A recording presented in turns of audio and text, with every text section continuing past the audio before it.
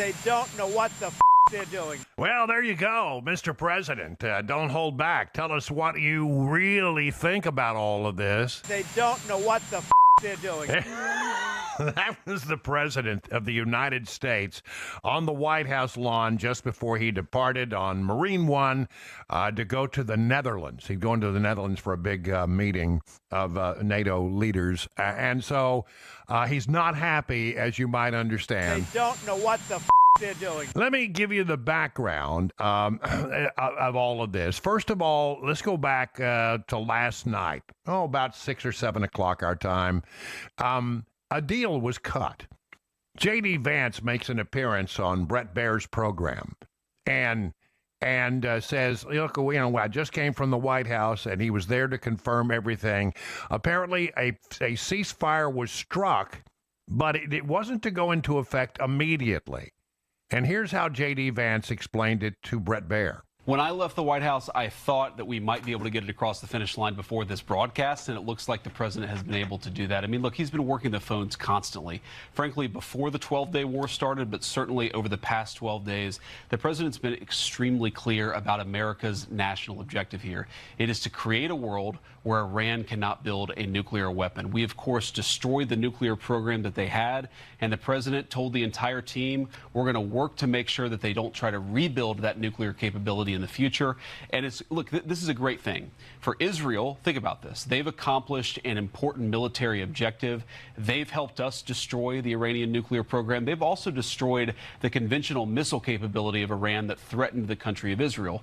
For the Iranians, I think this is a new opportunity to actually pursue the path of peace. As I said yesterday, what the Iranians have showed through their support of terror networks, through their now failed effort to build a nuclear weapon, is that they're just not very good at war. And I think the president really hit the reset button and said, look, let's actually produce long-term peace for the region. That's always been his goal. I actually think when we look back, we will say the 12-day war was an important reset moment for the entire region. Well, except that overnight, they continued to lob missiles at each other and attack each other to a limited degree. And the president woke up this morning and found out about it, and he was not happy.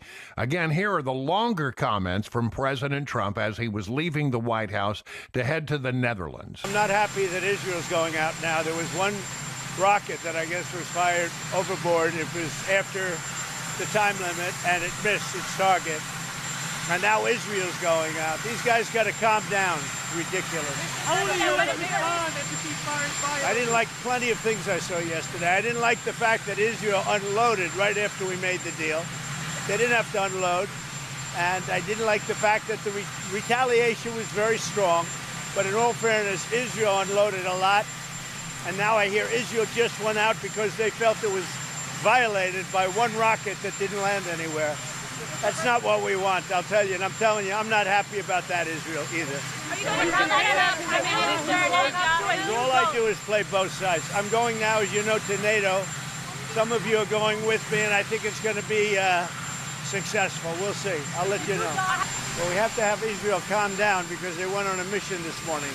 I got to get Israel to calm down now. Did you get to speak with the Prime Minister? Did you talk to Prime Minister Netanyahu last night? I speak to everybody.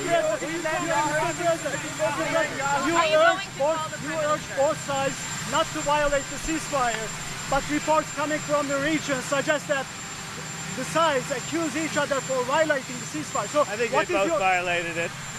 I don't think I'm not sure they did it intentionally. They couldn't rein people back.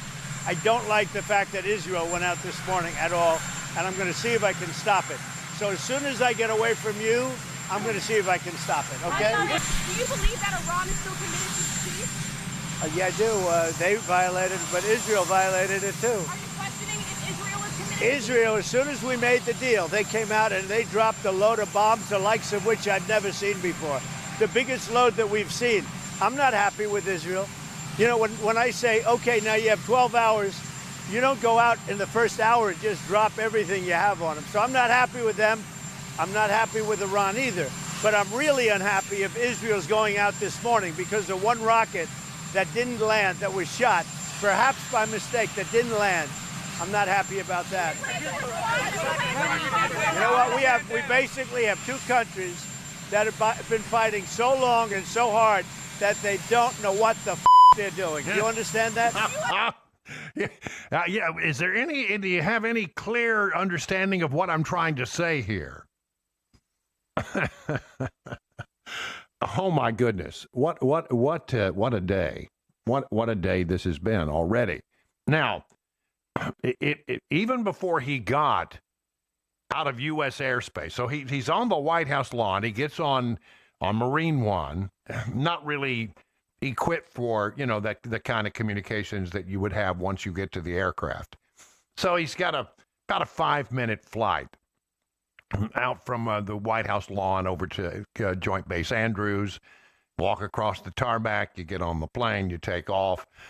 Before he even cleared U.S. airspace, he had apparently gotten the Israelis to back away, to sort of turn around, and he said they'll just go by Iran and waggle their wings. I'm paraphrasing, but that's essentially what he said. They'll waggle their wings, a friendly wave, and then they're going to return. I don't know if look, it is always difficult when you have two warring partners and you put in a ceasefire and you say, well, the ceasefire will go into effect in 6 hours. No, the ceasefire goes into effect immediately. But one way or the other, during that 6 hours, they both decided they would take some last-minute shots at one another, and it did not sit well with the leader of the free world. So there you have all of that. I think actually it's probably going to come together. The whole thing should slow down and cool off a little bit now. And it'll be interesting to see whether the ceasefire holds one way or the other. What a remarkable thing that Trump was able to negotiate. And it seems as if, we'll find out today whether it's going to stick or not. He really should be eligible for the Peace Prize. Because he has done a lot to bring peace to the world. He's tried to do what he can to as an arbiter between Russia and Ukraine. Apparently, he was able to stop the fighting in other parts of the world, and now he's acting to try to get this all to stop between Israel and Iran. We'll see how it goes, and the next few hours are pretty interesting to watch, but I think each of them need to find an exit strategy. I just don't think they can help themselves at the last. Oh, we've got 5 hours. Let's fire some missiles while we still have time. He's right when he says in very, very clear language. They don't know what the they're doing. They've just lost their minds after a while. So there you have all of that. A lot of things going on. Scott Jennings over at CNN is out there, making the case that this is a good thing. And believe it or not, the folks at CNN who represent the Democrats, they want to argue with him about how this has all gone and how the attack against and dropping the big mop bombs on Iran was wrong. It seems like it has brought both sides to the table. I mean, the fact is we have a strong president, a decisive president, and the most lethal military in the world. And there's a huge difference between what's going on in Iran right now and what happened in Iraq over 20 years ago. So I think having J.D. Vance out is great. I think having Marco Rubio out is great. I think the president bringing his whole national security team out and showing that, the entire government here was operating in lockstep with great precision, great resolve, and the execution of this was flawless. It ought to give the American people, a lot of confidence in the competence in our government right now as compared to what we had in previous administrations. As here, and the implications of this is that they do escalate, they do attack Americans abroad, and that we end up seeing a back and forth and war moving forward. This is not an escalation. This is a de-escalation. Well, Trump promised escalation. This is not Trump promised escalation. Ever Iranian bunker busting bombs is not an escalation. Because she said President Trump promised us peace. I ask you, can we have peace if Iran has a nuclear weapon? Well, we had a deal, and you're litigating the past. I'm not litigating the past. Can we have peace if they have a nuclear weapon? We had a deal. He's trying to get back into that deal. and he withdrew from that. They were violating and it. not only that, now he's trying to have another deal. Bribery and appeasement does not work with terrorism. Let me hold on. Yeah, there you go, and he's right about that. Scott Jennings, fighting the good fight over there at Chicken Noodle News, man. I'm telling you, not easy. So here's where we are as at the moment. This is from Newsmax. It followed the president's little press conference there on the lawn. After stern warnings before leaving for the NATO summit Tuesday morning, President Donald Trump said he had stopped another Israeli attack on Iran that had been seen as a potential major violation of the ceasefire he is brokering between the two countries. Quote, Israel is not going to attack Iran, Trump announced on Truth Social. All planes will turn around and head home while doing a friendly plane wave to Iran. They're doing a little wing waggle. Nobody will be hurt. The ceasefire is in effect. Thank you for your attention to this matter, Donald J. Trump, President of the United States. Earlier, he had spit out on Truth Social to Israel. He was particularly aiming it at Israel. Do not drop those bombs. If you do, it's a major violation. Bring your pilots home now. So there you have it. Apparently, the matter has been resolved for the moment. We'll see whether or not the ceasefire holds. But, I mean, wouldn't it be something, a 12-day war that basically reset the entire region, making it, I think it opened up a lot of opportunity here. If they can just get them to sort of back down a little bit, and I think they will, then, you have a real moment here where Iran has some tough decisions to make. Are they going to continue to go down the path that they've been going down, or are they willing to try to become part of the world of nations and actually get out there and try to be productive? There's no reason why Iran can't be one of the richest countries in the world. They've got all the natural resources to do that. They just simply, have not had great leadership, and the leadership is, just focused on one thing and only. If we get some money, we're going to give it to our proxies so they can fight our wars for us. So, it is an opportunity for Iran to set that aside if they can. Now, we've told it's not about regime change, but the regime has not been serving the people of Iran very well in the long term. And by the way, I don't think that the regime in charge is basically in sync with a great number of people who live in that country. Some people have said that Iran is one of the more Western countries in that region, but the people who are in charge of the country, through a theocracy of sorts, are not serving the interest of the people very well. More on this in just a moment. Right now, 20 minutes past the hour of 9 o'clock. Brian will sit in for Chris Hand today.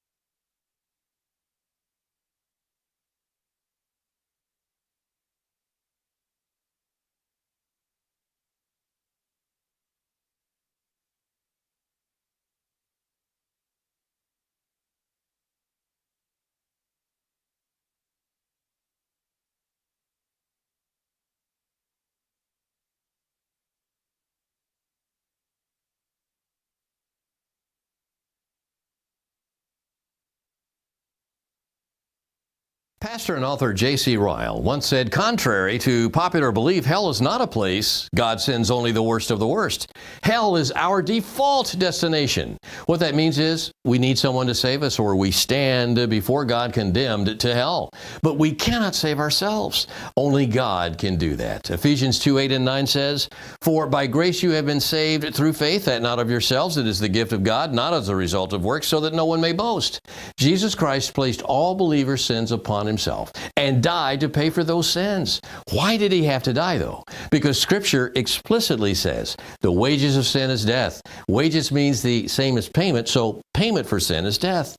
There are no second chances to accept Christ and avoid hell after you die. So if you feel a prompting in your heart, it may be God drawing you. Scan the QR code to learn more.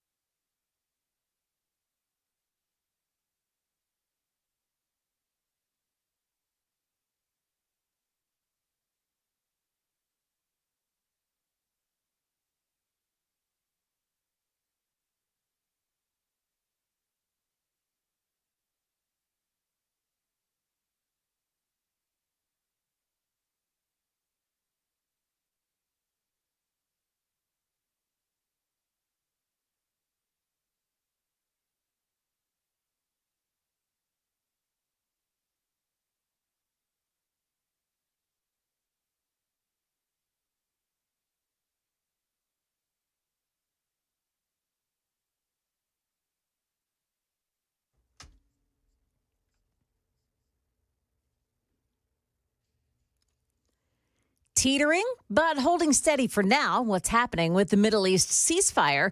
Also, a Spring Hill baby is back at home after surviving a shooting. Those stories at 9:30 on Super Talk 99.7 WTN. That's Joan Jones. She's back. She's in the little closet newsroom over there. The dust-encrusted news closet, yeah. Yeah, all the news and information. Well, yeah, better than being in a glass-enclosed nerve center. Yes, sir, it is. Amen to that. That's a little joke between me and Joan that not many people get. But anyway, you'll excuse us. Listen, it's good to have you on board this morning. I was listening this morning as Matt Murphy called in to talk about his shoulder surgery. Now, if you don't know, I'm filling in for Chris Hand so that Chris Hand can fill in for Matt Murphy. And Matt Murphy had to have shoulder replacement surgery. I mean, he had the big... He had the big titanium replacement in his left shoulder, I think it is. So, and it sounds like it went well, Joan. It does sound like it went well. He was a little loopy. Yeah. You know, yeah, it you noticed happens that after. too. Yeah. Seemed a little out of it. You know, I did not realize that it just all started with the shoulder dislocation, and having gone through one of those, I can tell you they are quite painful when they occur. Sounds it. But my story, I don't want to, try to top him because his was an accident on the softball field. Mine was a rodeo accident. Oh no! Wow. And believe it or not, I am not a rodeo cowboy, believe it or not. But when I was in Odessa, Texas, anchoring the news, we do the rodeo there in Odessa. One of the first rodeos of the season is in Odessa, and the rodeo promoters called up and said, "Hey, we've got this great idea. We do it in a lot of places. We're going to have all of the local news people out, and we're going to put them in the arena with with some calves, and then we're gonna release the calves, and then all the teams will go out there and try to catch a calf, and then put some bloomers on it." Yeah, what could go wrong? And put then bring the calf to the center of the ring where they'll have a big rope ring in the middle. So that was the catch a calf, put some bloomers on it, bring it to the center of the arena. That was the goal. Hang on, what are bloomers? Well, like a big pair of baggy pants. Oh. Yeah. Okay. Yeah. All right. So they released not what I thought were going to be wobbly-legged little calves. No. These were 350-pound heifers. I mean, these were big. They just snaked us. They did. And so, but I said, all right, well, we're in here. We got to go. And I take off running as fast as I can. And back in those days, I was pretty fast. And I'm running across the arena. I've spotted up on one across the arena that looked like sort of one of the smaller of the big, heifers that were out there. And while I'm running full speed across the arena, I get clipped from the rear by another cow that I never saw coming. And according to those who saw it, I did sort of a flip in the air, and then I came down hard, and I tried to brace my fall, which, that's what it's instinctive. You want to protect your head, and shoulder pops out. Whoa. That was my experience. And so I had to go to the camera crews were there because, we were all there doing it. And we thought, well, it'll be a nice little story for the news tonight. So they got me being loaded into the ambulance and taken to the emergency room where they put my shoulder back in place. I hope they put you to sleep before they did that. No, not at all. They just pop it in there and whoa, that feels so much better. Let's go get some pizza. And, that's what that first words out of my mouth. Let's go get some pizza. I'm hungry. And they said, oh, no. It may feel good right now, but you're in for it. And it was painful, a lot of pain. And for a while, I was producing the news, and I couldn't produce the news because I couldn't type. Wow. You couldn't type? So I dictated. Yeah. My wife at the time came in and typed it while I dictated the news every night. And that's how we got through it. But I could take I had a sort of a little loop around it. They're supposed to keep it sling, I guess is the word, a sling. Uh-huh. And I could take it off and lay my arm on the desk. As long as I didn't move it, I was fine. And that's how I did the news for about a month. Wow. Yeah. So, I mean, I know it's painful. Mm-hmm. But I've never had to go the extra route that Matt has had to go. And we're glad that it's turned out well for him. And we're glad he calls in when he's loopy. Yeah, it's fun when he's loopy. Yeah. Yeah. I think he might. Maybe we should make that permanent part of his show because I think it'd be a really interesting show. Well, it still is an interesting show, but it'd be more interesting if he was loopy every day. All right, I'll let you get on with the news. 9:30 on Super Talk 99.7.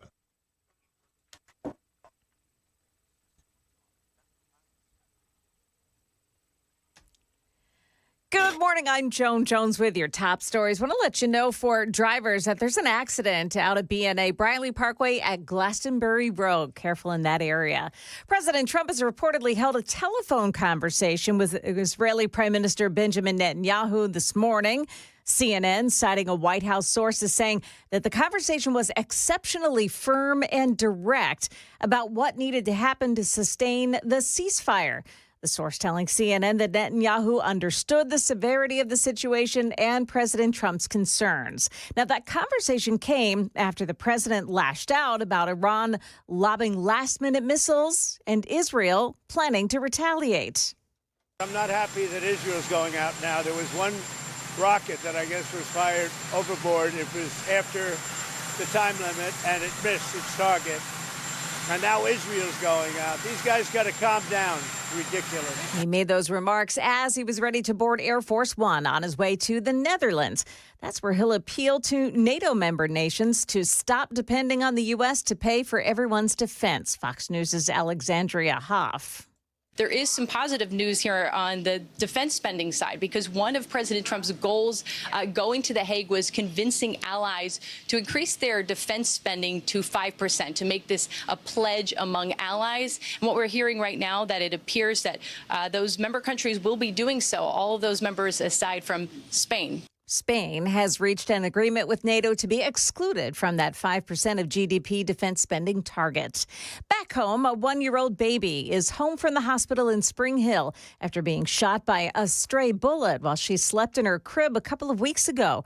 Her parents say it was a drug deal gone bad right in front of their home. It was step by step the perfect scenario for a horrible situation. A millimeter deeper, she would have bled out before EMS got here. That baby's life was saved by a spindle on her bed, which slowed the bullet down. She suffered a skull fracture. 2 teens have been arrested. That's the latest news. We've got weather up next. I'm Joan Jones, WTN News.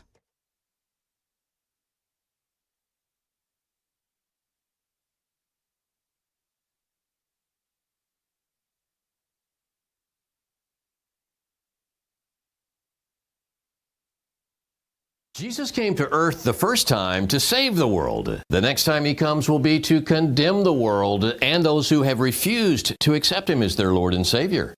Christians are co-heirs with Christ and possess full rights as sons and inherit salvation, eternal life, the earth, the kingdom of God, and all things. If you're not a Christian and have wondered about eternal life, God may be drawing you. Accept Jesus Christ as your Lord and Savior, for only God can save you. No matter what I've ever done. No matter what I've ever done. No matter what I've ever done. No matter what you've ever done. But what about? No matter what you've ever done. Even if? You are no longer condemned, no matter what you have ever done. Non-cancelable, guaranteed reservation in heaven when you accept Jesus Christ as your Lord and Savior. Learn how now.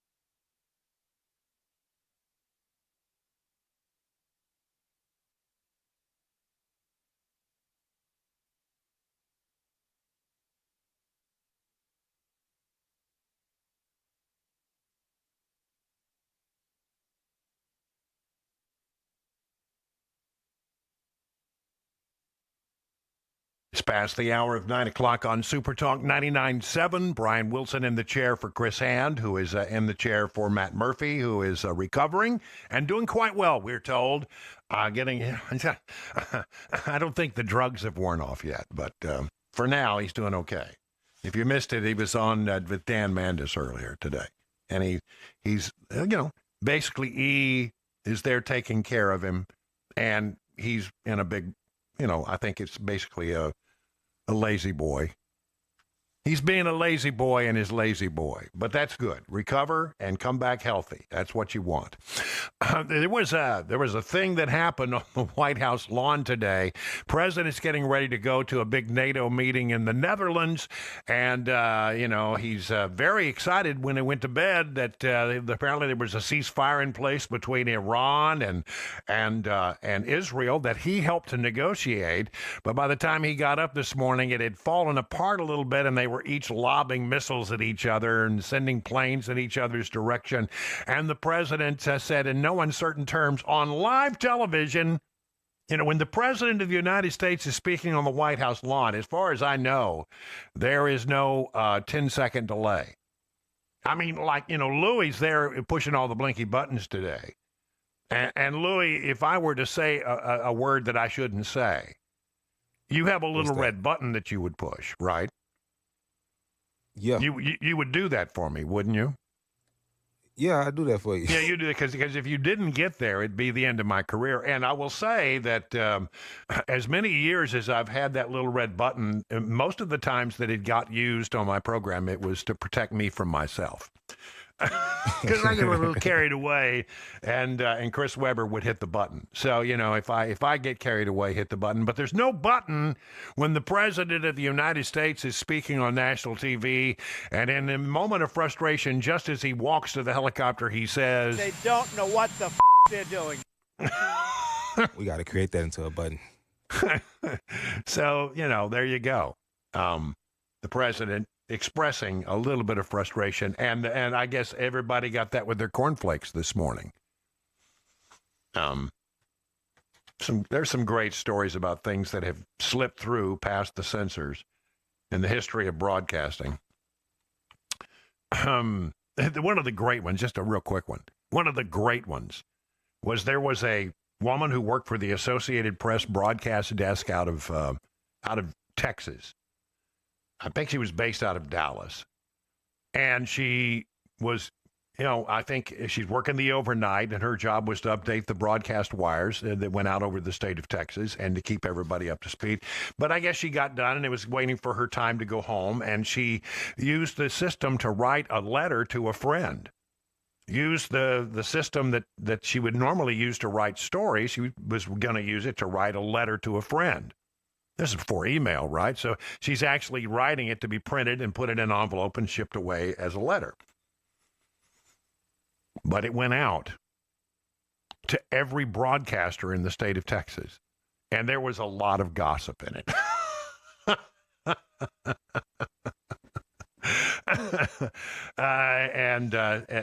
And she actually said in the letter, if I don't hit the right button here, a lot of people are going to get this letter with their post toasties this morning. Didn't go so well for her. All right. We have a lot of news with regard to the border I want to talk about. Supreme Court yesterday, big victory, huge victory for the Trump administration. The Supreme Court will allow Trump to swiftly deport certain immigrants to third countries. The Trump administration sought to overturn a judge's ruling that imposed a legal process for deporting convicted criminals to places other than their countries of origin. In a brief, unsigned order that did not explain its reasoning, the court put on hold a federal judge's ruling that said those affected nationwide should have a meaningful opportunity to bring claims that they would be at the risk of torture, persecution, or death if they were sent to countries the administration has made deals with to receive deported immigrants. As a result, the administration will be able to try to quickly remove immigrants to such third countries, including South Sudan. Affected immigrants can still attempt to bring individual claims. The ramifications of the Supreme Court order, according to NBC News, will be horrifying. It strips away critical due process, says Trina Rialmuto, executive director of the National Immigration Litigation Alliance. But Tricia McLaughlin, a spokesperson for the Department of Homeland Security, said in a statement that the decision is a victory for the safety and security of the American people, and she's right. She also criticized the Biden administration, saying its immigration policies allowed too many migrants into the country. DHS can now execute its lawful authority and remove illegal aliens to a country willing to accept them, fire up the deportation planes. The 3 liberal justices on the conservative majority court all dissented. Justice Sonia Sotomayor wrote in a dissenting opinion that the court had stepped in to, quote, grant the government emergency relief from an order it has repeatedly defied. So the Supremes give the President of the United States a big victory. Go ahead. We're not going to stop you now. The Supreme Court basically said you can go ahead while this matter, I guess, is adjudicated. But when the Supreme Court does that, it's a pretty good sign that if it gets to them, they know what they're going to do, and we know where the votes are going to be. It's going to be a 6-3 vote, it would appear. From FoxNews.com, the Supreme Court Monday granted the Trump administration's request to stay a lower court injunction blocking them from deporting individuals to third countries without prior notice.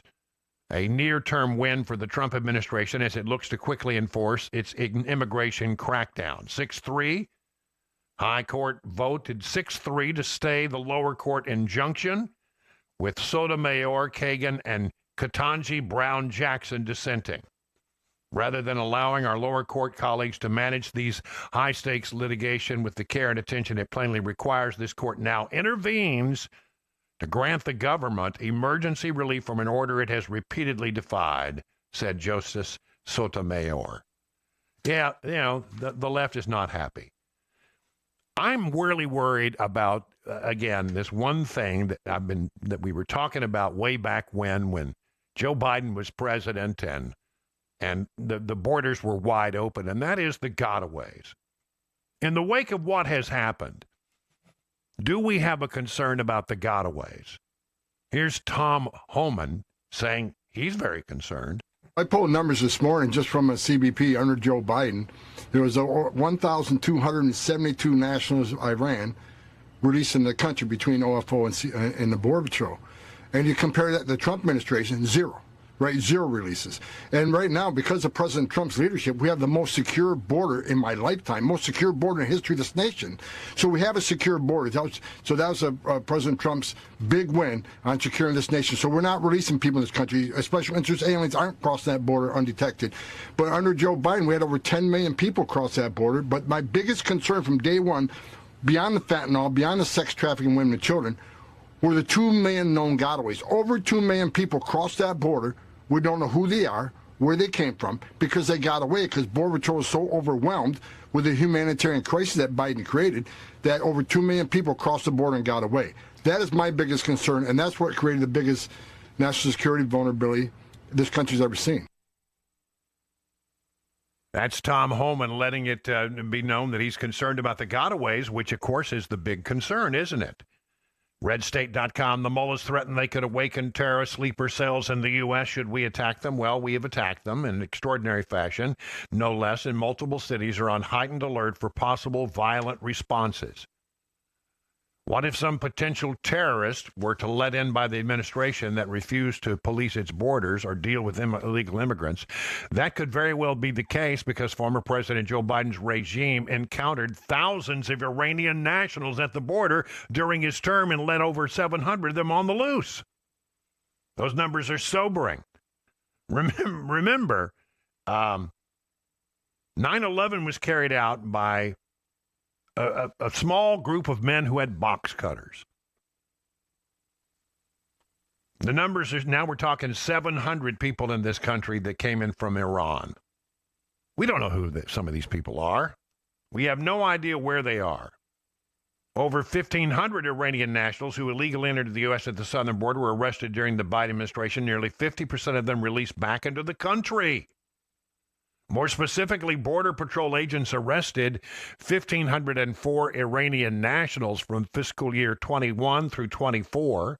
Of the 1,504 individuals who were arrested, 729 released into the U.S.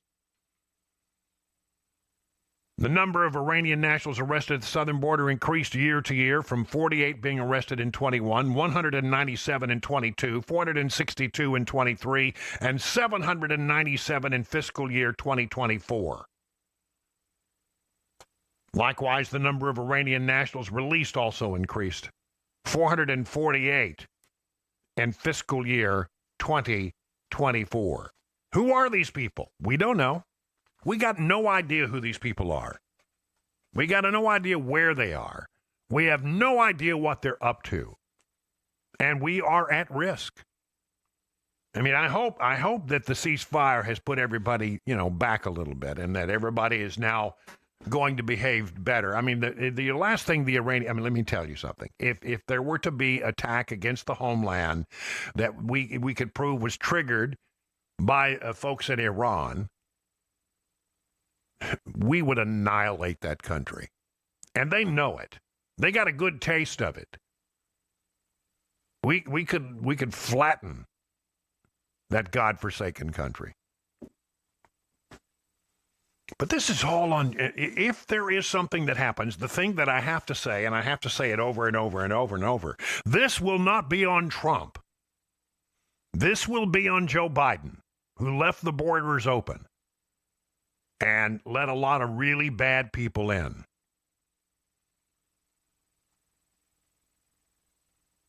It's unclear how many of these Iranians are on the terrorist watch list, as the Biden administration repeatedly denied FOIA requests to try to figure that out. Ugly, ugly, ugly situation. 50 minutes now past the hour of 9 o'clock. You're listening to the Chris Hand Show. Chris Hand off so he can fill in for Matt Murphy. I am Brian Wilson. Back in a moment.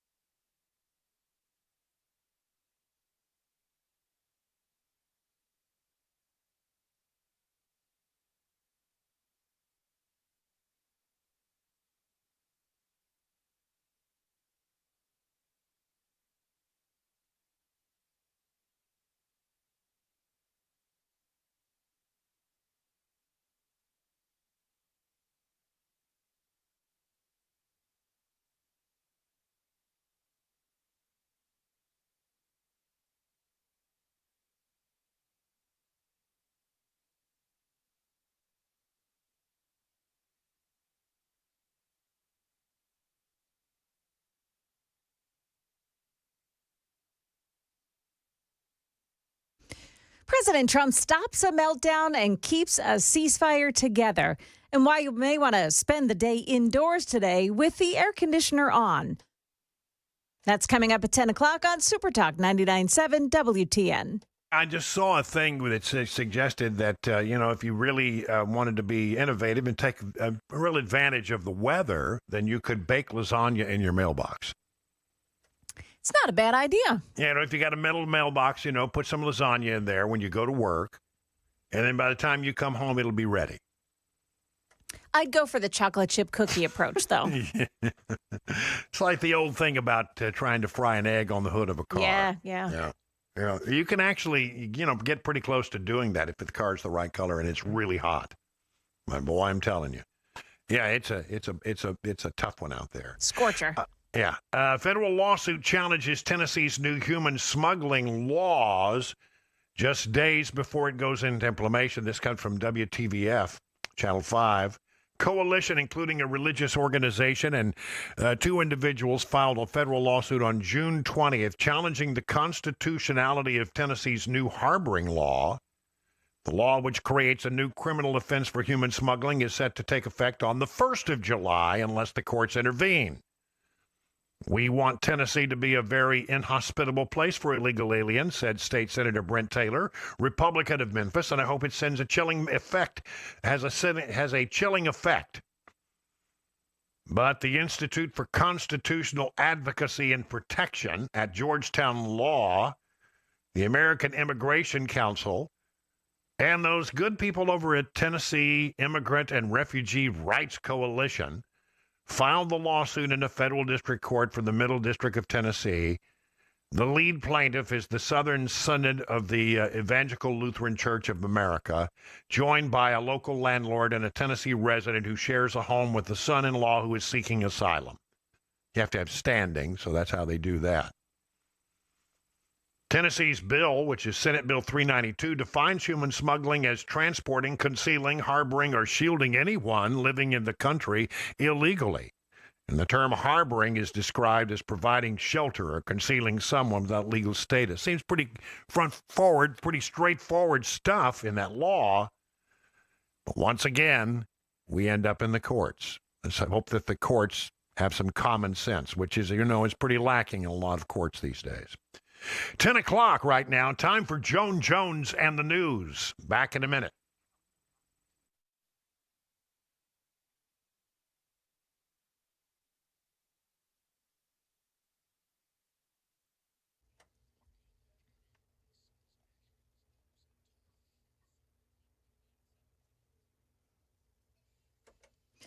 Good morning, 10 o'clock. I'm Joan Jones with your top stories. There's a crash in Woodbine this morning drivers should be aware of. It's on 24, the eastbound side before I-440 exit 53. President Trump has managed to quell the anger between Iran and Israel again this morning. It all started shortly after a ceasefire was declared, according to Mike Tobin at Fox News. When the ceasefire was about 4 hours old, the IDF now says it was two missiles that flew into the north of Israel, both of them intercepted, resulting in no injury, but resulting in a fierce response from the top of the military echelons here in Israel. Defense Minister Yisrael Katz saying, I have instructed the IDF to respond forcefully to Iran's violation of the ceasefire with high-intensity strikes against regime targets. President Trump, however, says now Israel has agreed not to retaliate and Iran is holding off with any new missile strikes.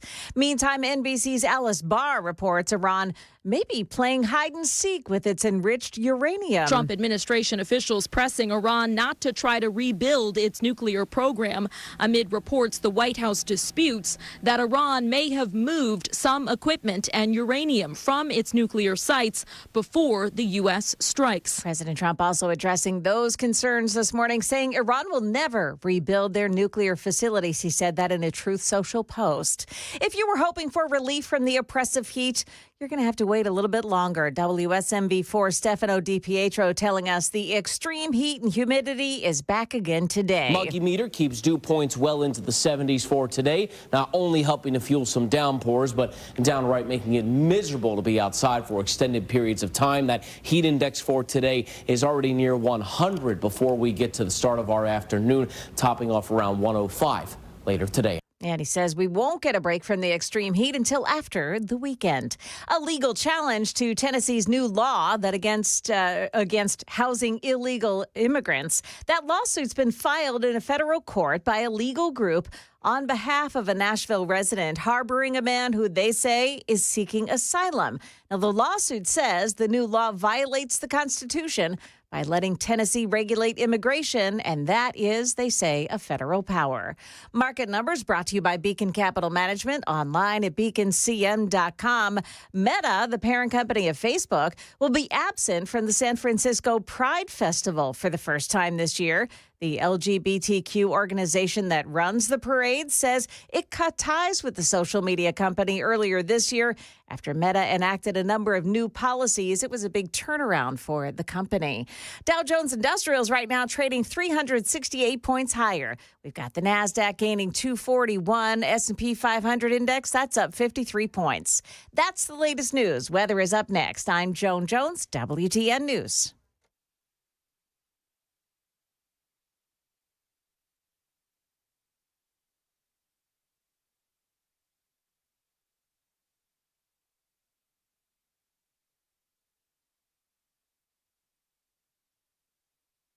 Have you ever heard someone say, I used to be a Christian, but not anymore. After all I've been through, God wasn't there for me. Here's what the Apostle John said in the early church about false teachers in 1 John 2:19, about those who leave the Christian community. They went out from us, but they were not really of us. For if they had been of us, they would have remained with us. But they went out so that it would be shown that they all are not of us. Essentially, the Word of God is teaching what the true spiritual condition really is of those who walk away from their faith, that they never had true faith in the first place. Their true spiritual status is that of a false Christian. And when I say spiritual status, I mean Christ-like status. People who think they are Christians, thinking they are saved, but actually aren't, either believe in a false gospel or were false converts who never intended to follow God's prompting to accept Christ. There's no such thing as a used-to-be Christian.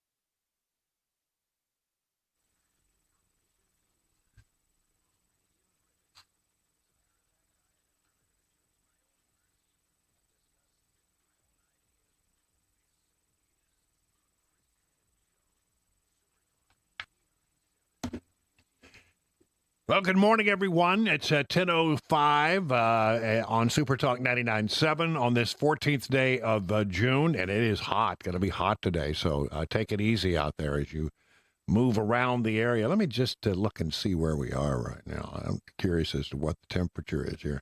According to the phone in my app here in bucolic Watertown, 86. Nashville, 87. And we're headed for a high today of 93. Tomorrow, a high tomorrow of 94. And Thursday, 92. And then I'm sorry to say this. I don't know. It sounds like there may be some rain coming back. Man, I've had enough of the rain. I really have. Have really had enough of it.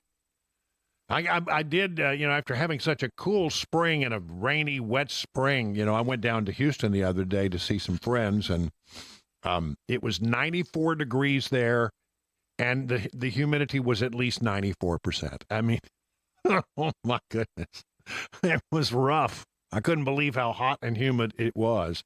But that's what we're in for now. The dog days of summer have arrived here in Middle Tennessee, so take it easy out there. You know, don't do more than you can. Stay hydrated. Stay out of the sun if you can. You know, there's no need to go out there. Just, stay out of the heat of the middle of the day if you can. If you have to be out there, you know what to do. Some news from Nashville. This is interesting story I found in a couple of places. Tennessee Star does a story on it. Tennessean does a story on it. The father of a dead Mississippi woman has filed lawsuits against the Nashville bail bonding companies. Robert Lane Johansson filed a federal lawsuit against several Nashville bail bonding and ankle monitoring companies on June 20th. Lauren Johnson found dead in the trunk of a car in Gulfport, Mississippi, the day after Bryson Rivers was reportedly supposed to report to Nashville for court. The father of a University of Southern Mississippi nursing student killed after her boyfriend was released from a Nashville jail and left the state is now suing the bail bonding company and the GPS monitoring companies that let the man go. The case launched a heated hearing where all 6 criminal court judges presided over testimony from representatives of the bonding companies involved. However, despite, quote, the calamity of human and institutional errors, the judges ruled the companies did not violate any rules before Bryson Rivers was released and his then-girlfriend Lauren Johansson was killed in Mississippi. Robert Lance Johansson's been a very vocal advocate for his daughter and the circumstances that led to her death, filed the lawsuit in June against Brooks Bail Bonding, Freedom Monitoring Services, On-Time Bail Bonding, and several people in their individual capacity in the federal court. And what the lawsuit says is that they didn't do a good job of keeping tabs on him. Lawsuit alleges the defendants arranged for this killer to be set free without requiring payment, even on his full bond premium. Defendants let him travel to Mississippi, where his intended victim had sought sanctuary, despite unequivocal instructions of the court that he remain under continuous electronic monitoring in Davidson County. Defendants let him return to Mississippi, where he beat and murdered this young lady, even though they knew or should have known he had violated the conditions of his bond. I think it, I hope the lawsuit goes forward. I hate to see, I don't believe in frivolous lawsuits, but this doesn't seem frivolous, does it? What happened here? They were supposed to keep tabs on this young man, and they didn't keep tabs on him. There's a lot more detail here about what happened and led to the original arrest, but it was according to the police reports, bad behavior on the part of this guy, Bryson Rivers. In April of 24, the same month Rivers was indicted, criminal court judge Cheryl Blackburn reduced Rivers' bond from $250 to $150. Set out several conditions, including that he wear a GPS ankle monitor, live in Davidson County, not have any contact with the defendant, the Lauren Johnson, and not possess any kind of weapon. On June 5th of 2024, the Tennessean writes, on-time bail bonding and Brook bonding were approved to post Rivers' bond. About 3 weeks later, Brooks bail bonding posted his bail, but was not told of the condition of his release. His release orders were also not sent to the jail, which released him after the designated 4 p.m. time frame and let him out without a representative of the company present. The company, how could this happen? The company assigned to provide Rivers an ankle monitor was closed for the day. Instead, Freedom Monitoring Service, owned by an employee of Brooks Bail Bonding, put a monitor on him without the court order listing his restrictions. Rivers told the company representative he'd be leaving Tennessee for Mississippi, a violation of his court order, according to a report in the order. So they heard from him that he was going to go back. But it seems like what happened here is that the bonding company did not get the details about the restrictions on his release. You can understand why a lawsuit has been filed. I hope this one doesn't get swept under the rug. You know what? We in Middle Tennessee have the right to live our lives knowing that when we put bad people away, that, the system is going to take the worst of them and keep them locked up. And if they do let them out, that they've done so, having done their due diligence. And in this particular case, it doesn't sound like the due diligence had been done. Multiple companies this is from the Tennessee Star. The multiple companies with Tennessee's bail bond and industry are being sued by the estate of Lauren Johansson, 22-year-old allegedly murdered last year by her ex-boyfriend Bryson Rivers, released by Davidson County Jail following a judge's decision to reduce his bond, and then allegedly fitted with an improperly programmed ankle monitor from a company that was never authorized to work with Rivers. Man, not good. Johansson estate is seeking $50 million in compensatory damages, $100 million in punitive damages, and for the defendant to pay all costs related to the trial. None of the defendants informed authorities in Tennessee or Mississippi after learning that Rivers had left Davidson County. Wow.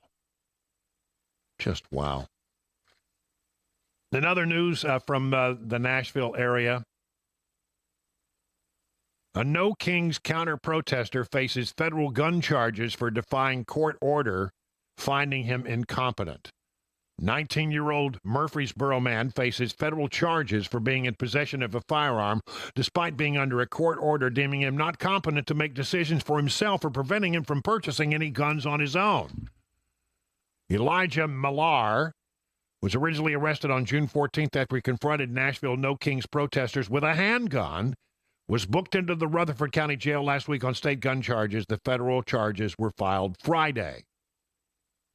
Following the No Kings protests, News Channel 5 investigates revealed that Millar has a disturbing history of glorifying Nazis and mass murderers. That's not good. That's not good at all. And then there's this other story, and look, when I first heard the story, I said there needs to be a thorough investigation of this matter. And we are told that there has been a thorough investigation of this matter, and that they found that the person that they were investigating had done nothing improper. As it turns out, the person they were investigating happens to be the police chief of Metro Nashville Police Department, John Drake, accused of wrongdoing. Again, from Channel 5's website, a 2-month internal investigation into allegations against Metro Nashville Police Chief John Drake just wrapped up. It found the chief did nothing wrong. The bottom line is that the 26-page report by the Metro Police Department's Office of Professional Accountability clears Police Chief John Drake of any wrongdoing related to his relationship with a woman last year and allegations that the chief played a role in the recent arrest of the woman's ex-husband. Came to light after the woman took out an order of protection against her ex-husband this past April, telling police that he had been stalking and harassing her. When he was arrested, police said he blamed the arrest on a relationship between his ex-wife and Chief Drake, saying, according to the OPA report, "This is all because the chief and my wife are having an affair." But then came the texts. Metro Police said because of the allegation, the arrest only occurred due to potential improper influence. The matter was sent to OPA for investigation, and then they found the texts.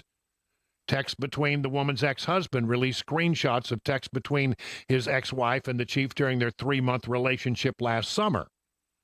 While some are on the spicy side, they are what you might expect between two people in a relationship, writes Channel 5. And by all accounts, this was a consensual relationship between two consenting adults. The chief is not married. The woman does not work for the police department.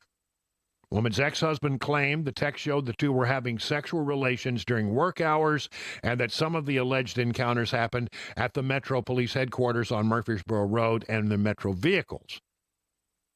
How about that? According to the OPA report, the woman was asked if there was any point where any non-business or intimate meetings occurred during regular business hours or while Drake was on duty, and she said no. Well, there you go. It's over now. She said no. Also, according to the OPA report, the chief said that he communicated with her on his personal cell phone and that there were never any intimate meetings on Metro government property or while on duty. He said he didn't have anything to do with the filing of the police report against her ex-husband, nor did he have any involvement with the man's arrest or the investigation, prompting internal affairs investigators to find that the allegations against the chief to be unfounded and not sustained. So they never had a conversation about it. Well, you know what you need to do? File a police report. No, that never happened, we were told. When asked if the chief had any comment or reaction to the findings, the Metro Police spokesperson said Chief Drake is focused on the operations of the Metro Nashville Police Department and the safety of Nashvillians and of our guests, and he's moving forward. He's interested in the safety of people who live and work and come here to recreate in Nashville. That's what he's focused on. However, the policy of the police department is not to get involved in any matters involving dangerous illegal aliens. Well, we're saying we're not going to get involved in any of that. Listen, I've always thought that John Drake was a pretty good man. I mean, an individual, I think he's a pretty decent dude. I do. I don't know him that well, but I've seen things that I've seen him say and do that gave me some indication that he was a pretty straight-up fellow. I don't agree with his policing strategies whatsoever, but I don't think he's a bad guy. One way or the other, the Office of Professional Accountability has looked into the matter and has decided that the chief didn't do anything wrong. In Nashville, it seems to me the thing that is really wrong is that we do have, as some of these stories suggest, we do have an element in this town that do not want to prosecute and jail and keep in jail dangerous people. And to me, that's where I think things go wrong in Nashville. I think the police officers on the street, I think they do a pretty good job of going out and making arrests and trying to keep peace in this town. But once they get into jail, things seem to fall apart. Things absolutely seem to fall apart. And you have a situation here where, just a comedy of errors, except there's nothing funny about this. It led to the death of a woman in Mississippi. Left hand didn't tell the right hand about this guy. He's released. Nobody seems to know that there are restrictions on his release. Given an ankle monitor. Oh, we'll just track him. Except the ankle monitor wasn't set up properly, apparently. Well, look, whether it's the judges who reduced the bail, or whether it's the bail bonding companies which didn't do their due diligence, whatever it is, a woman is dead. And it seems to me that there's a lot of systematic failure here that needs to be examined. Not just swept under the rug. We didn't see anything that the panel said they didn't find anything that the bail bond companies had done wrong. Fascinating. Well, we got a lot more ahead here on the Chris Hand Show. Brian Wilson filling in for Chris Hand. And it is 20 minutes past the hour of 10 o'clock.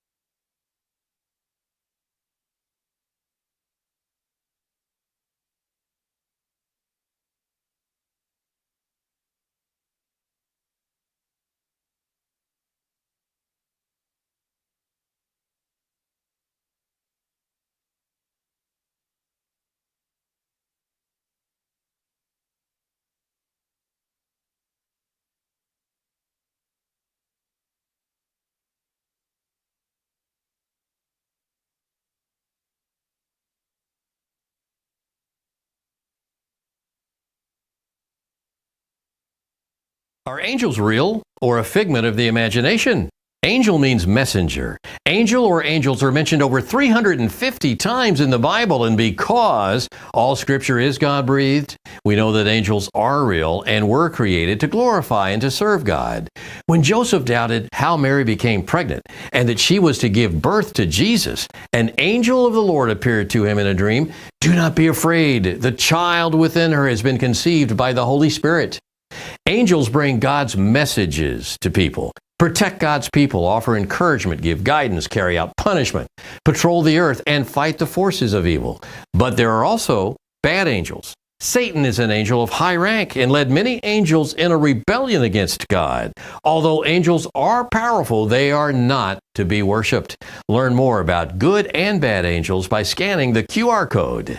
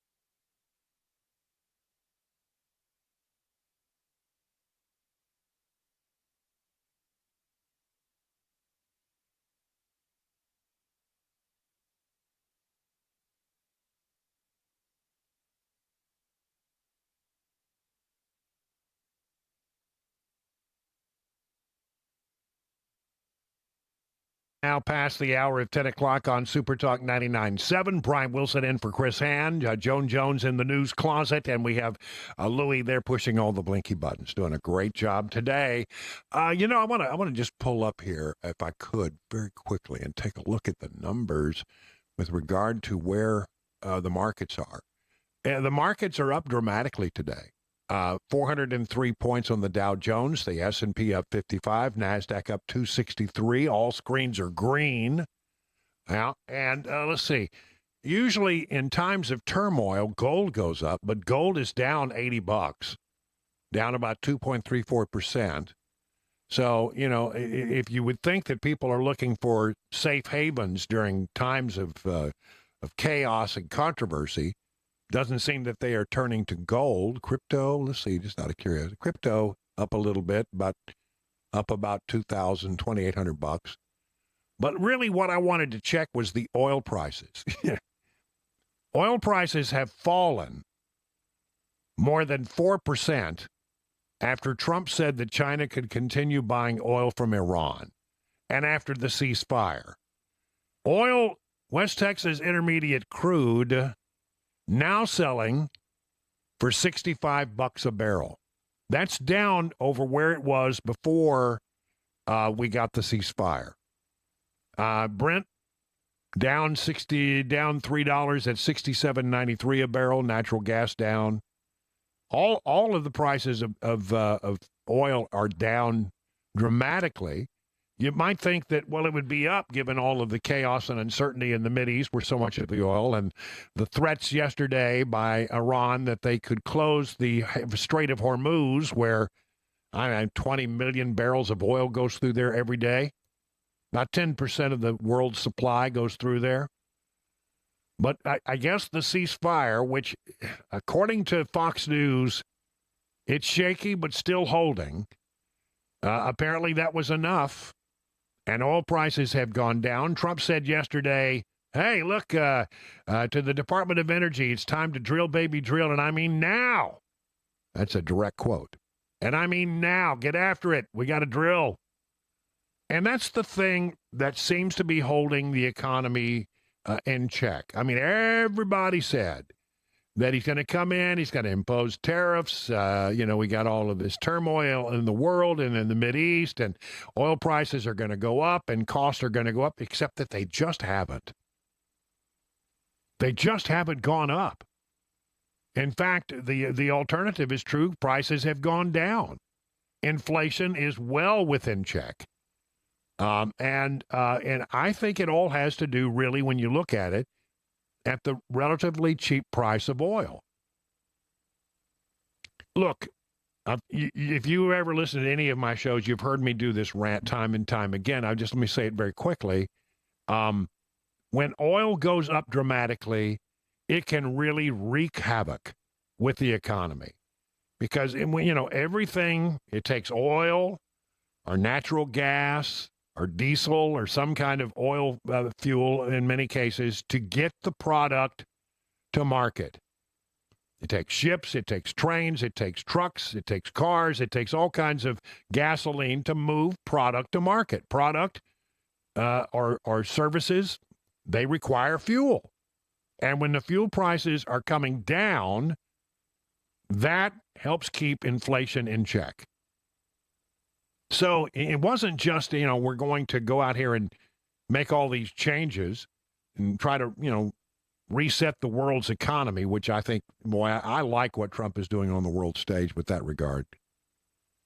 But, the tariffs and all that kind of stuff, it just hasn't happened. Everybody said, oh, we're going to be at war and the prices are going to go up and it's going to be the end of the world as we know it and the price. No, they're down. They're down dramatically. And it is working in a big way. I mean, Trump is, there's a lot of winning going on here, an awful lot of winning.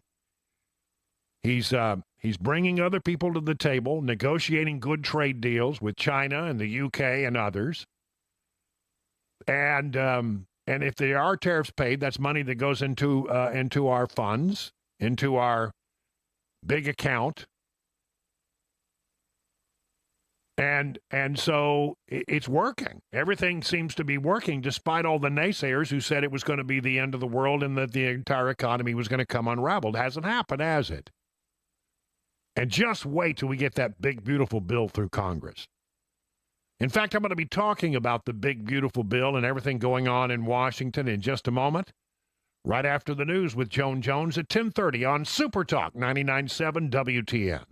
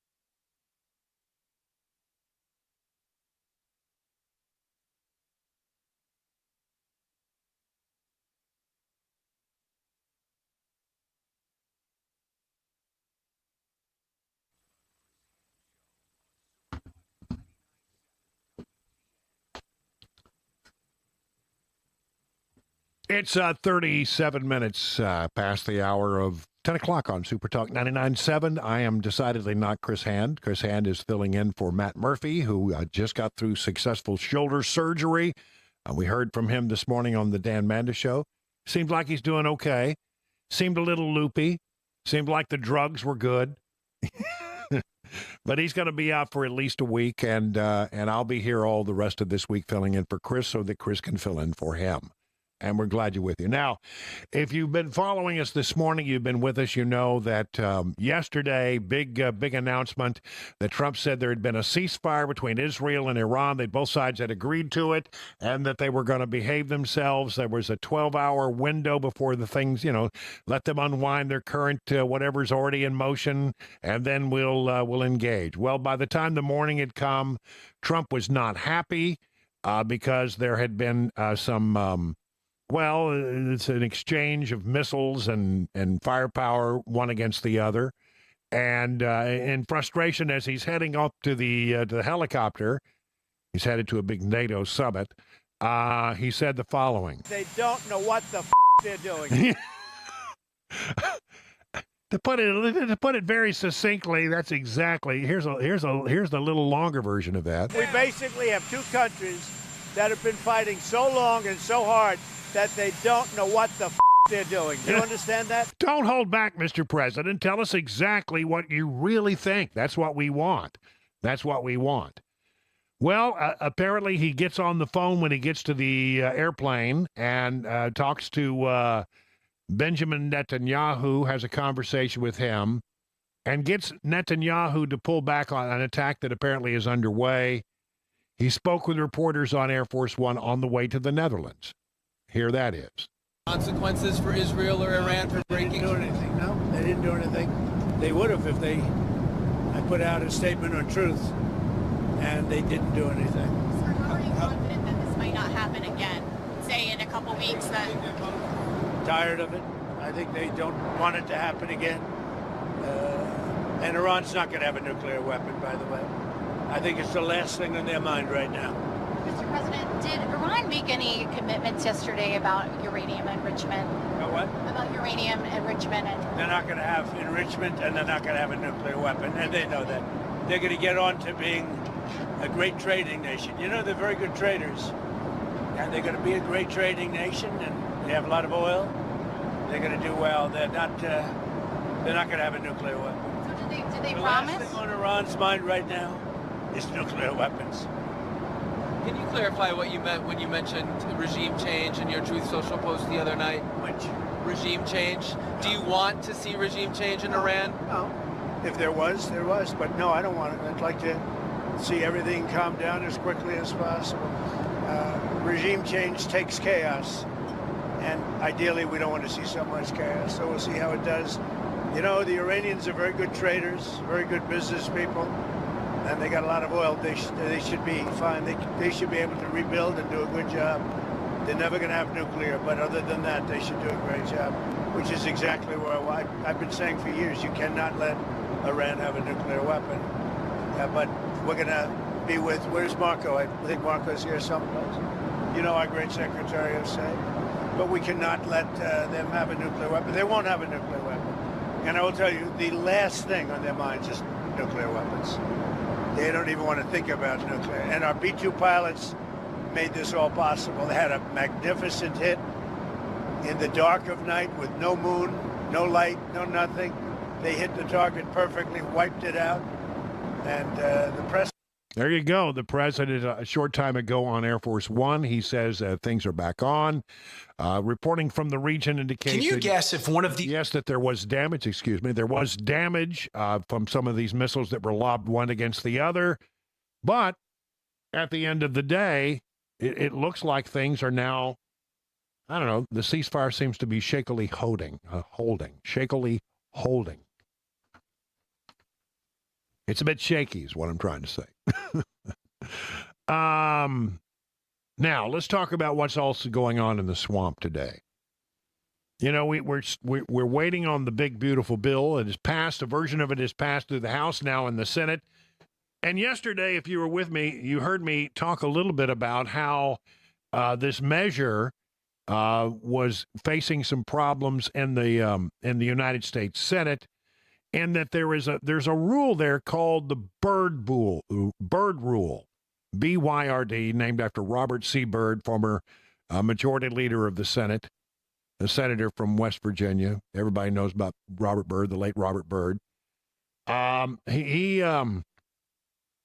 He passed a bill that said if you're going to go through the budget reconciliation process, then the matters have to be germane to the budget.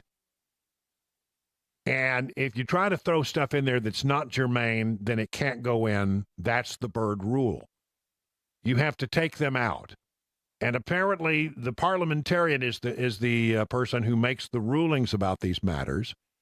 And the parliamentarian has said that there are certain matters within the big, beautiful bill that do not meet the Byrd rule and have to be washed out in a big Byrd bath. That's really what they call it. We got to run that bill through the Byrd bath. Make sure that it doesn't violate the Byrd rule. So you got a bunch of burn brains running it through the Byrd bath to make sure it doesn't violate the Byrd rule. That's what you got. If you have something that doesn't meet the Byrd rule, then you can get it passed, but it takes 60 votes. From the Washington Examiner, here's where we are on this. The changes forced by the parliamentarian threaten Republican leadership's vote tally on the bill, especially among conservatives who demand spending cuts.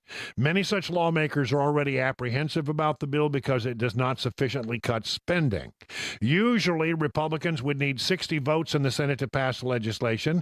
Advertently, Republicans are moving President Donald Trump's tax and border agenda through a reconciliation, a legislative process that allows bill to pass the filibuster and pass with only a simple majority in the Senate if you meet the Byrd rule. However, only specific matters are included in the reconciliation bill. The parliamentarian goes through the legislation and ensures its provisions comply with the Byrd rule, which requires reconciliation to focus solely on fiscal matters and allows senators in the minority to raise a point of order if they believe there is extraneous matter in the bill. Some notable measures already on the chopping block threatening Republican votes. Representative Chip Roy, Republican of Texas, a fiscal hawk, took to social media Monday and branded some changes to the big, beautiful bill as not good. So, will the Senate be able to come up with a measure that meets the Byrd rule? And then once they come up with that measure that passes the Byrd rule and they pass it, it has to go back to the House of Representatives for one final vote. Will it then have the votes? I mean, the margins are so thin here. This is one of those cases where don't let the perfect be the enemy of the good, in my mind. Everybody wants the perfect bill. Everybody's got to have this. Everybody's got to have this. I must have this or I can't vote for the measure. It may be 80% of what I wanted. It may be 85, 90% of what I wanted. But if there's that one thing in there, I can't vote for it. I'm tired of that kind of thinking. Listen, whether you like it or not, politics often requires compromise. And compromise has become a very dirty word in America today, in American politics. If I can't have it the way I want it, then I'm not going to vote against it. I'm going to take my football and I'm going to go home. This measure could fall apart if that kind of thinking is allowed to prevail.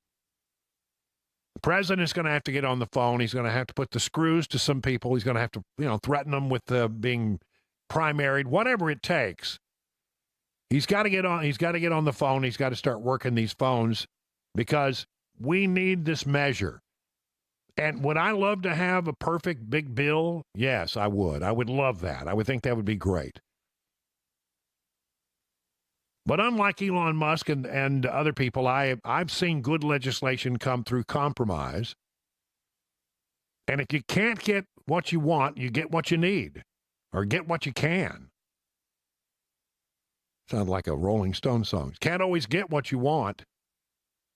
But if Try sometimes. You just might find you get what you need. What is the bottom line here? And can they get this thing passed? I'm not sure. I'm not sure that they're going to get this thing out of there. But if they do, it's going to require some people to compromise. Wilson's, Wilson, you're just a squishy old moderate. You're a rhino. You don't care about things. No, I care a great deal, but I also understand the process. I've covered that building for a long time. You don't always get everything that you want.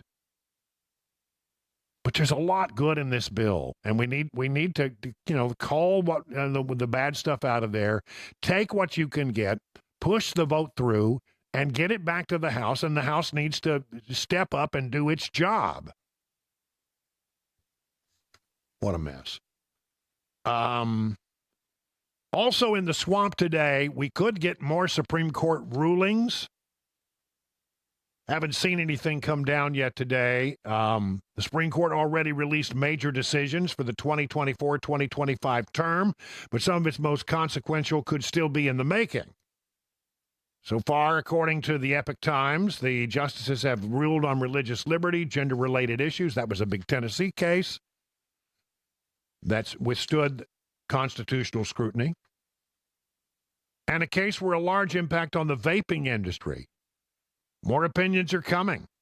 Here's a breakdown of what to expect according to the Epoch Times. Birthright, citizenship, nationwide injunction. This is a big one. From President Donald Trump's first term to his second, presidents have encountered a spike in judges' orders that block presidents' agenda on nationwide issues.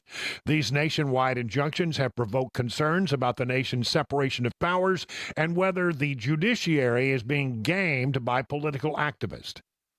3 of these injunctions have targeted Trump's attempt to limit birthright citizenship, which is a major portion of his immigration agenda.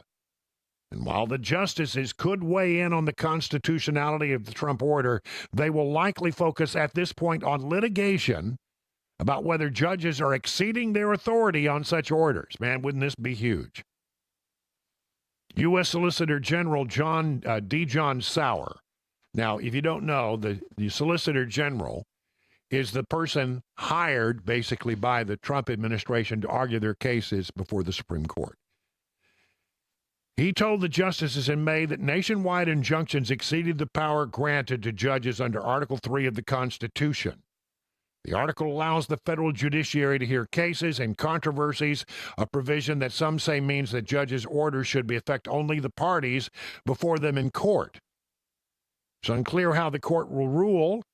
The justices seemed divided during oral arguments on May 15th. Regardless, the decision could alter the balance of power in the federal government for generations to come. This is a huge case. A huge case. Other cases very quickly: sex and gender in school libraries, age verification for porn sites, Obama panel on preventative measures under the Affordable Care Act, a big ruling coming with regard to that. So there is a lot still out there that the high court needs to rule on, and we should be getting those results any time now. It's June.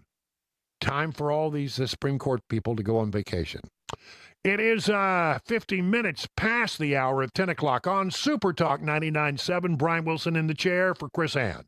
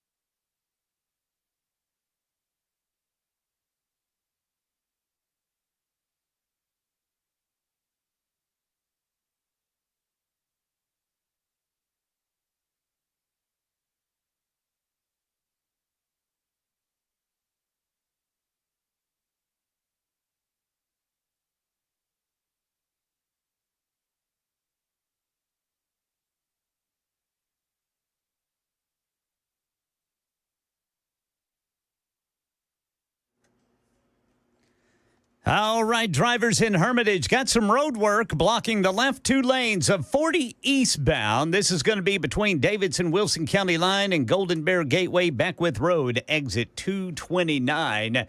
And just hours after President Trump announced a ceasefire between Iran and Israel, it appeared to have been broken. We've got the very latest coming up at 11 on Super Talk 99.7 WTN. Hey, Ken Weaver. What's going on, Brother Brian? Hey, man. It is good to have you on board. Joan Jones has finished her shift. Ken Weaver is now in the news cubicle. And I hope that you will find reason to use this soundbite a lot today. All right.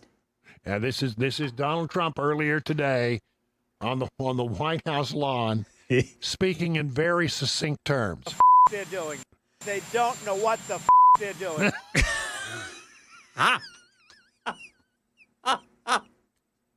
Hey, what do you think about those Democrats, Mr. President? They don't know what the they're doing. Yeah. Mr. President, what do you think about the fact that the Supreme Court hasn't ruled yet on your southern border policies? They don't know what the they're doing. Yeah, we just put that on a loop. You found your cut, brother. You found it. Actually, it's pretty easy to put on a loop. They don't know what the they're doing. They don't know what the Dude, you've got to put that on the hotkey right next to your chicken and horse manure sounders. Well, I'm all out of buttons at the moment. But I guess, I got rid of all the Biden cuts. Yeah. I think. I'm not going No, nuts. they're still there. Think about it. Look, here's the lives. I got to find a place for that. Yeah, you see, do, and I mean, man. all the buttons are very important. I've got very important stuff there. You're going to have to get a bigger button machine. Yeah. Yeah, I mean, you can't get rid of that. No. Can't get rid of this. No, you got to keep that. Let's see. And these are not negotiable at all. No, they're not. You got to keep those. Here's an old sports button. When we used to do sports in the afternoon. Yes. So I get rid of that one. Yeah, maybe. you can get rid of that one, man. Yeah, I mean, the buttons, I got to tell you, there's a lot of great buttons, and I'm very reluctant to give up on some of them. Oh, well, definitely not the horse and chicken. Yeah, how about... No, you got to keep little Grogu. Little Grogu. Yeah, you got to keep her. Yeah. There was a time where we did, this one maybe is worn out. We ain't one at a time in here. Yes, sir. Mass communicating. Maybe we get rid of that. Shake one. a leg, Junior. Anyway. And now, having pushed all those buttons, I have eaten up all the time, and it's time for the news at 11 o'clock with Ken Weaver on Super Talk 99.7 WTN. Brian Wilson in for Chris Hand.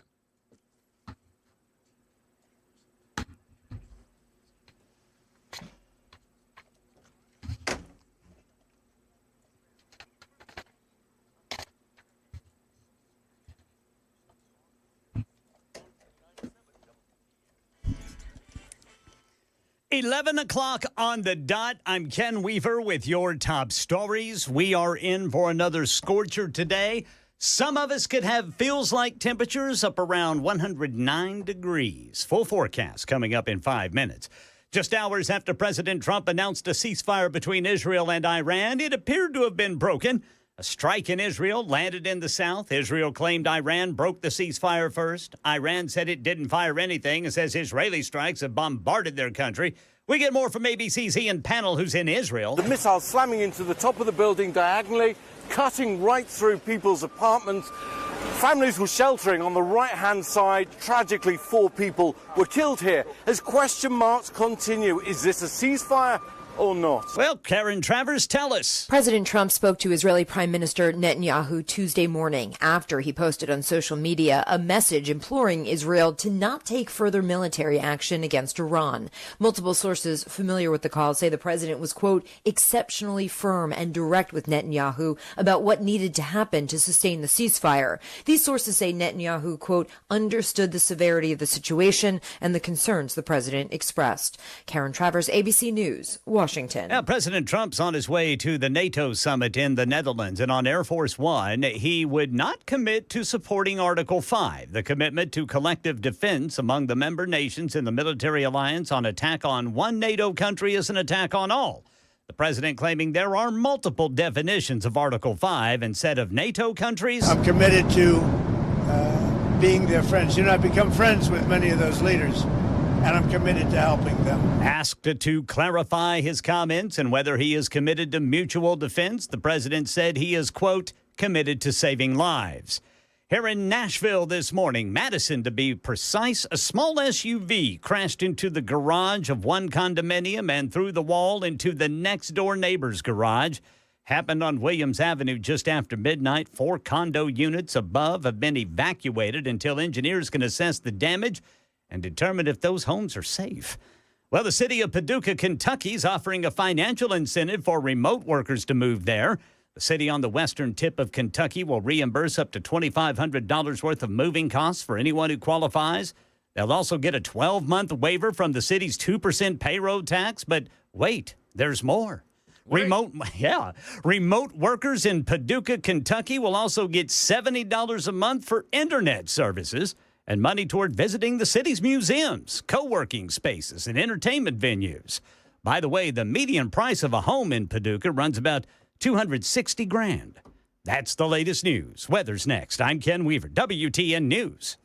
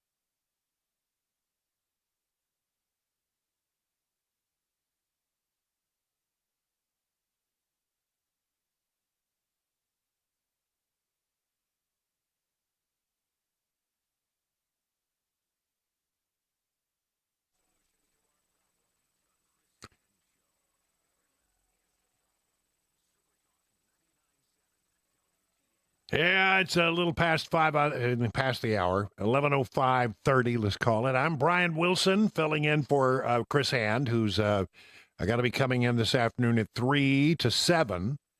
I'm doing his show. He's doing Matt Murphy's show. Matt Murphy is in a big lounger. He's in a big lazy boy. Which, if you're going to have Matt Murphy in a chair, you couldn't find a more appropriately named chair. He apparently is in his lazy. He's in his lazy boy. Got his feet up. He called it a Barco lounger or something on the radio. It's a lazy boy. And he's got his lazy butt right in the middle of it, where it needs to be right now, because he had shoulder surgery yesterday. And apparently doing quite well. I don't know, he was on with Dan Mandis this morning. Yeah. And he seemed a little loopy. Like maybe the Oxycontin was still, in effect or something. I don't know. Yeah. Yeah, I'm telling you. I'd be eating those like M&Ms right about now. He told the story about how this all happened. It happened a long time ago when he's playing softball, and he took a slide and tore up his shoulder, and it's been giving him trouble ever since. And they say it was pretty bad, so he got it all replaced. I dislocated my shoulder when I was in Odessa as an anchor, and it all had to do with being run over by a cow at a rodeo. Believe me, I am not a rodeo cowboy. Nor would I want to be. Yeah, I like watching it. Yeah, from a distance. And it's hot. You came in today. How hot was it when you came in just a few moments ago? The Getting little up there? Yeah, it was 92. It's interesting. The closer you get to Nashville, the hotter it gets for Murfreesboro. But you know why that is? Because there's more pavement. Yes. Yeah. So, I started out at 90, and by the time I got here to Music Row, it was 92. Of course, it feels like about 135. Yeah, it's going to be rough out there. This is going to be a rough day tomorrow, a little warmer. I was mentioning earlier that this is a good day to stay inside and try to stay out of the midday heat. And immediately got a text message from Cabana Wife. Yeah. Who said, I've got a couple of ideas for you. Empty the dishwasher and reload the dishwasher. Well, it's indoors. That's not bad. Except you have to use hot water. And so I don't know. And then she says, if you'll do that, I'll be power washing this evening. She loves to power wash. The woman loves to power wash. Yeah, I saw that. You saw the picture. She's out this weekend power washing behind the house out on the pool deck. Yeah. And, it gets all grimy during the winter. And she's out there power washing the bricks around the pool. And I looked at her, and she had nothing but dirt all over her face. Yeah. And I posted that. And then people got mad at me because they thought I was posting unflattering pictures of my wife. No. But I was proud of her. Absolutely. She's out there getting it done. Yeah. You can't cover up that pretty face. She loves to power wash. Yes, sir. I mean, everybody says, that's your job. Well, normally I guess that would be a manly kind of thing to do around the house. But she's out doing the power washing, and apparently I got stuck with the dishes. So that's the way it's going to be at my house. You don't think Cabana Wife will ever take a notion to have you pull up all the shrubbery around the house in the middle of the summer, will she? No, but we definitely need some desperate help with some weeds. So. Oh yeah. Yeah. You might be doing some weed pulling there, Brother Brian. Yeah, I hate that worse than anything. Yeah, it's you know why? Because when you get older, it's hard to get up and down. Yeah. I mean, once you get on the ground, it's okay. Right. And once you get up, it's okay. But the transition is not easy. Exactly. Yeah. So, I don't know. We'll see. Watch out for those yellow jackets. Yeah. Definitely. All right, everybody. Oh, and are we past the snake season? I think we're past the snake season. I don't know if you're ever past snake season. Yeah. A lot of stuff going on. Of course, if you're just joining us, you may not know what happened. Late last night, I was watching Special Report, and Brett Baer is in, and he's got the vice president in his guest chair. And just as they go on the air, an announcement that there was some kind of an agreement on a ceasefire. And then it wasn't an immediate ceasefire. It wasn't like immediately there will be no hostilities. It was like over the next 12 hours, they will wind down their operations. Well, apparently, each of them decided they're going to get in some last minute shots. And it was still going pretty hot and heavy this morning. And that did not please the president of the United States, who spoke on the White House lawn to reporters. I'm not happy that Israel's going out now. There was one rocket that I guess was fired overboard. It was after the time limit, and it missed its target. And now Israel's going out. These guys got to calm down. Ridiculous. I didn't like plenty of things I saw yesterday. I didn't like the fact that Israel unloaded right after we made the deal. They didn't have to unload. And I didn't like the fact that the retaliation was very strong. But in all fairness, Israel unloaded a lot. And now I hear Israel just went out because they felt it was violated by one rocket that didn't land anywhere. That's not what we want, I'll tell you. And I'm telling you, I'm not happy about that, Israel, either. All I do is play both sides. I'm going now, as you know, to NATO. Some of you are going with me, and I think it's going to be successful. We'll see. I'll let you know. Well, we have to have Israel calm down because they went on a mission this morning. I got to get Israel to calm down now. Did you get to speak with the Prime Minister? Did you talk to Prime Minister Netanyahu last night? I speak to everybody. You urge both sides not to violate the ceasefire, but reports coming from the region suggest that the sides accuse each other for violating the ceasefire. So I think they both violated it. I don't think I'm not sure they did it intentionally. They couldn't rein people back. I don't like the fact that Israel went out this morning at all, and I'm going to see if I can stop it. So as soon as I get away from you, I'm going to see if I can stop it, okay? Do you believe that Iran is still committed to peace? Yeah, I do. They violated it, but Israel violated it too. Are you questioning if Israel is committed? Israel, as soon as we made the deal, they came out and they dropped a load of bombs, the likes of which I've never seen before. The biggest load that we've seen. I'm not happy with Israel. You know, when I say, okay, now you have 12 hours, you don't go out in the first hour and just drop everything you have on them. So I'm not happy with them. I'm not happy with Iran either. But I'm really unhappy if Israel's going out this morning because of one rocket that didn't land, that was shot, perhaps by mistake, that didn't land. I'm not happy about that. You know what? We basically have two countries that have been fighting so long and so hard that they don't know what the they're doing. Do you understand that? Don't hold back, Mr. President. Tell us what you really think. All right, so that was on the White House lawn.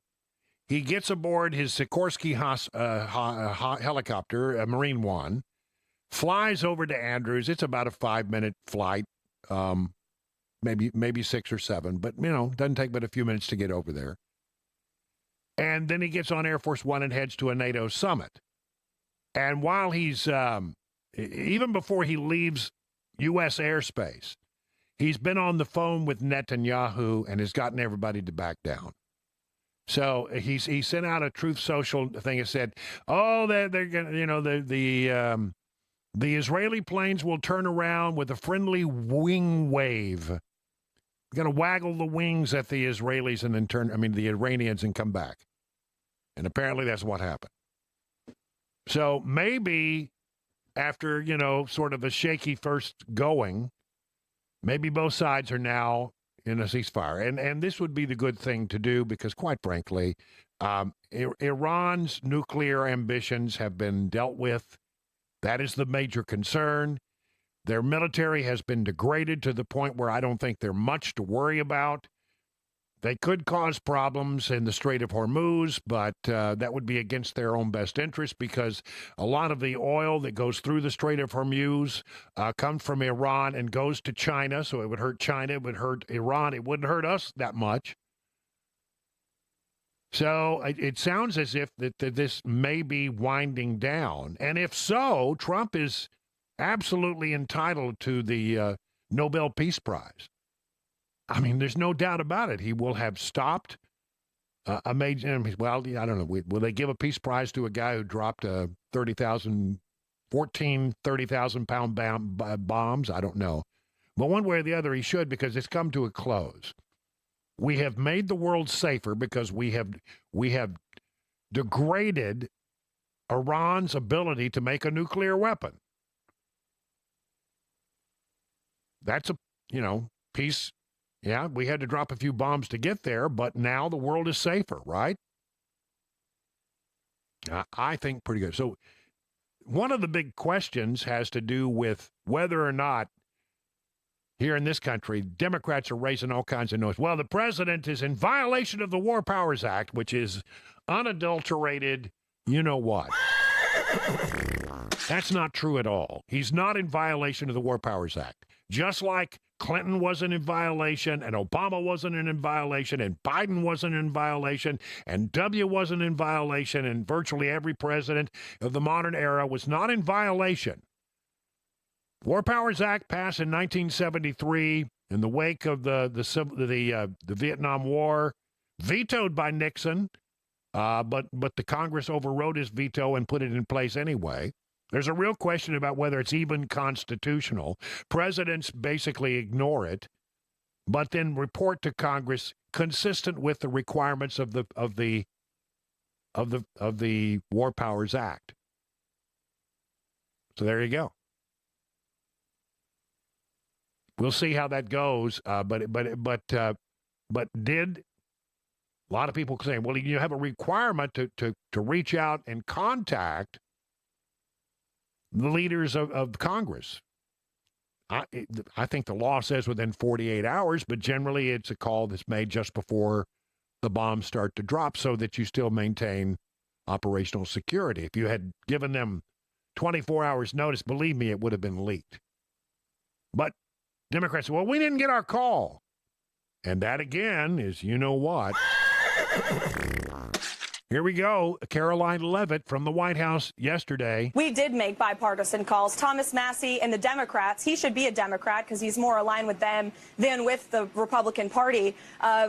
We're given notice. The White House made calls to congressional leadership. They were bipartisan calls. In fact, Hakeem Jeffries couldn't be reached. We tried him before the strike, and he didn't pick up the phone, but he was briefed after, as well as Chuck Schumer was briefed prior to the strike. So this notion that CNN ran with at the White House did not give a heads up to Democrats is just completely false. In fact, both Senator Schumer's office and CNN had to retract that story last night because it was a blatant lie, and we showed them the timestamps from those phone calls. But I want to add something to Thomas Massie's false point.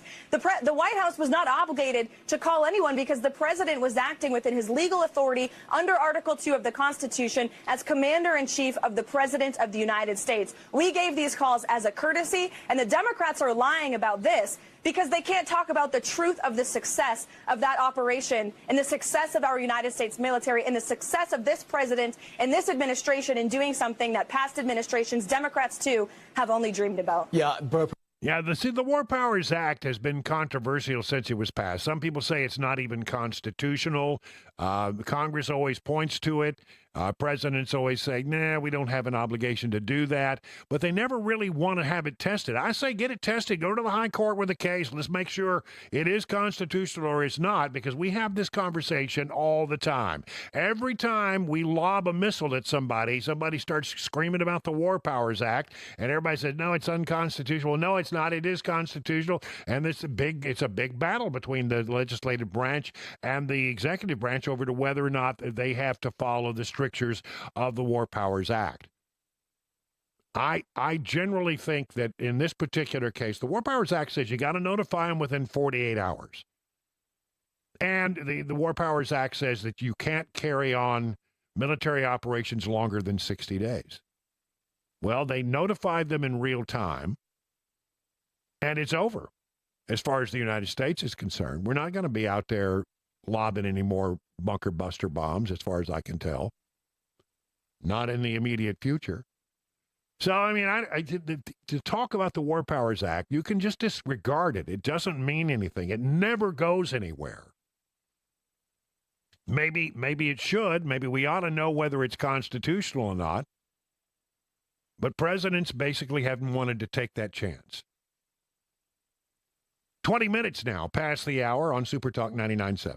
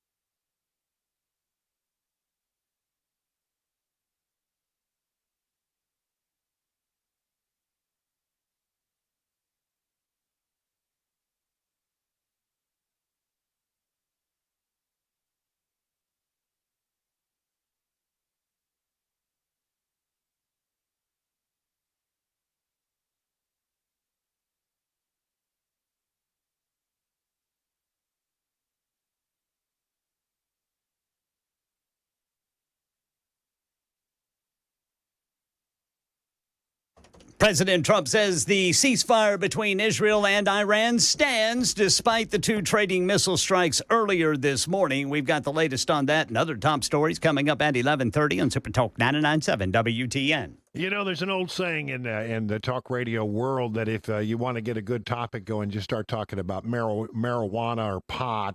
Oh, yeah. And you always get a good debate. And I note here that Governor Abbott of Texas has vetoed a total ban on recreational cannabis that had been backed by his Lieutenant Governor, Dan Patrick. He signed the veto on Sunday, 1 hour before the deadline, calling for a special legislative session in mid-July to address the state's Wild West cannabis market. The move came one day after he signed for HB 46, which dramatically expanded the state's medical cannabis program to include a wide range of new conditions, put dispensaries across the state, allow the sale of new products such as vaporizers.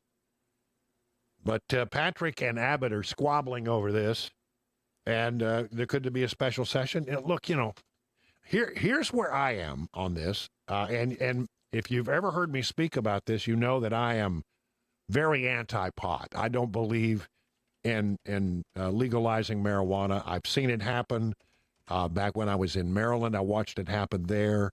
And it basically they made some mistakes, and I just don't think it's a good thing to legalize it. However, that said, my whole opinion changed about THC when I got sick. If you remember when I got the shingles. Oh, yes. Oh, it's bad. Yes, sir. I got a really, this is like 3-4 years ago, really bad case of the shingles. You had it for like 6 months. Well, I've still got little tads of it. See, what happens with a bad case of shingles is you get nerve damage and you feel pain for years. You can feel pain for years, and I still have that. And so I'm functioning during the day, not too much of a problem. But when I try to go to sleep at night, it just nags at me, and it was very hard to sleep. And somebody said to me, and I can't believe that I ever agreed to it, but I did, because I've been so adamant about it. Yeah, you need to get you a gummy. Yep. You need to get one of them Delta 9 gummies, which are legal in the state of Tennessee. You can sell them. I mean, every grocery store's got them, it seems. Every convenience store. So I got one, and I took them, and you know what? I slept like a baby. Yeah. And I continue on occasion when my shoulder is really hurting to take one before I go to bed. And it knocks me out, man. I go to sleep. And do I like the fact that I'm doing it? No, but here's the problem. And this is the real problem, Ken. You get a situation where you need pain medication, and they won't give it to you. Yeah. The doctors won't give you anything to monitor pain long term because they're so afraid, well, you're going to get addicted. Yeah. And but in the meantime, I'll tell you what's worse than being maybe a little addicted to something, and that is not getting any sleep. Yes, sir. You go about 2-3 days without any sleep, and you're going to come unglued. Dude, I believe that takes years off your life when you start losing sleep. Yeah, I do too. So I have in my possession, even now, a bag of gummies. Yes, sir. And I'm going to be honest with you, I have on occasion, I do on occasion take them, and it helps me a lot. Mm-hmm. So, if the doctors would do something to help you, then I wouldn't do that. But they won't. I mean, they're just so worried about lawsuits and addiction and that kind of thing, and the whole Oxycontin and fentanyl crisis that we all went through, the opioid crisis that we went through. They're so worried about that they will not give you drugs when you really do need some pain medication. Mm-hmm. So it's an alternative for a lot of people. And when I heard people would say this, it changed my life. It made my life more tolerable. Through pain management, I began to wonder. And then in my own experience, that just turned out to be true. Voila. Yeah, I know. And so don't think any less of me. But I just feel like I need to be honest about this. I have sampled, and it works. I take one about an hour before I go to bed. Yeah. I do it every night. You do? I take a gummy every night, and I sleep 7 hours straight on average. Yeah. I mean, I don't wake up to do what I used to have to do in the middle of getting a good sleep. Yeah, and look, I think everybody needs to talk to their doctor. Don't listen to Brian Wilson. I'm not. Yeah, you got to talk to your doctor. I'm not your medical advisor, and I do talk to my doctors about this, and they're aware of it. They don't seem to be too concerned. No, mine's not. When they asked me, I told them, yeah, this is what I'm taking, and they went, okay. Yeah. And that was it. Yeah. And so I don't want to recommend it to anybody, but I would just tell you my own experience. My opinion about this has changed when I had to start dealing with the very serious pain that can follow on with shingles. And I think what Tennessee has done, I think I think it's going to work. I think it's like you were talking about. If you legalize marijuana, that can be an issue because you get to a point where you may not be sure what is exactly in your marijuana. Yeah, but with these, I tell you what, Ken, we need to talk about this further. All right, it's clearly we need to talk about it further. But it's time for the news. Why don't you do the news, and when we come back, we'll pick up this conversation on the other side. Fair enough? That's Big 10-4. All right, it's now 11:30 on Super Talk 99.7 WTN.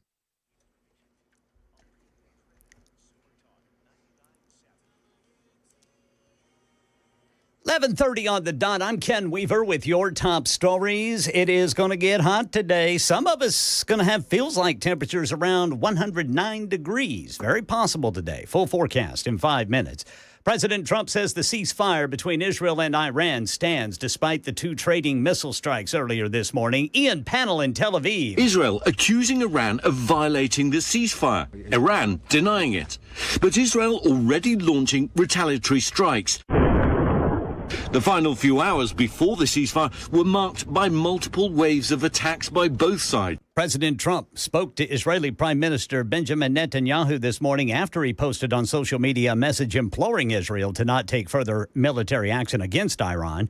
Multiple sources familiar with the call say the president was, quote, exceptionally firm and direct with Netanyahu about what needed to happen to sustain the ceasefire. These sources say Netanyahu, quote, understood the severity of the situation and the concerns the president expressed. Records expected to be shattered today as extreme heat blankets much of the U.S. Roughly 150 million Americans along the East Coast, South, and Midwest will be feeling it today, and in some places could feel like close to 110 degrees. That includes Middle Tennessee. Here's Ginger Z. We could see all-time June records broken from Boston to yesterday. Mount Pocono had a 93-degree high. They have never done that in the month of June. Philadelphia could go for their first 100 in 13 years. You're walking out the door, the temperature is 87, but it already feels like 93. Technology partly accounts for a growing number of abortions in the U.S. The number of abortions in the U.S. grew last year as more women got pills through telehealth. That from a report by the We Count Project for the Society of Family Planning. 1 in 4 abortions uses medications prescribed by a provider who does not see the patient in person. It was 1 in 20 before the Supreme Court overturned Roe v. Wade in 2022. The number may explain why another recent study found that fewer women crossed state lines for abortions last year than the year before. That's Chuck Severson and the latest news. Weather's next. I'm Ken Weaver, WTN News.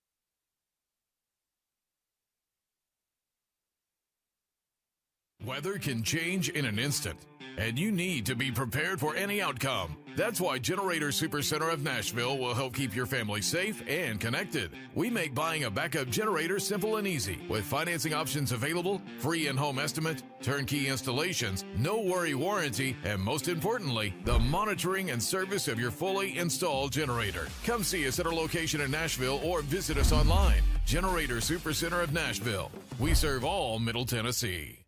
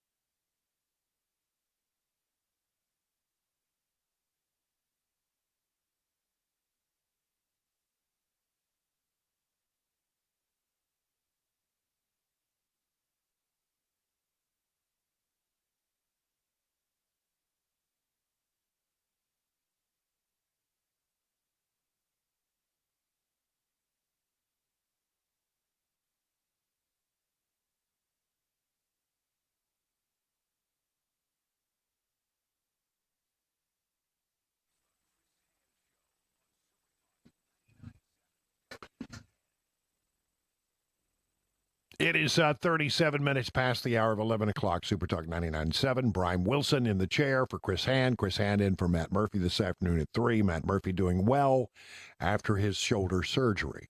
And that brought us to a conversation about pain management. And then we sort of veered off into a conversation about, the fact that, you can't get certain pain medications long-term if you have long-term pain.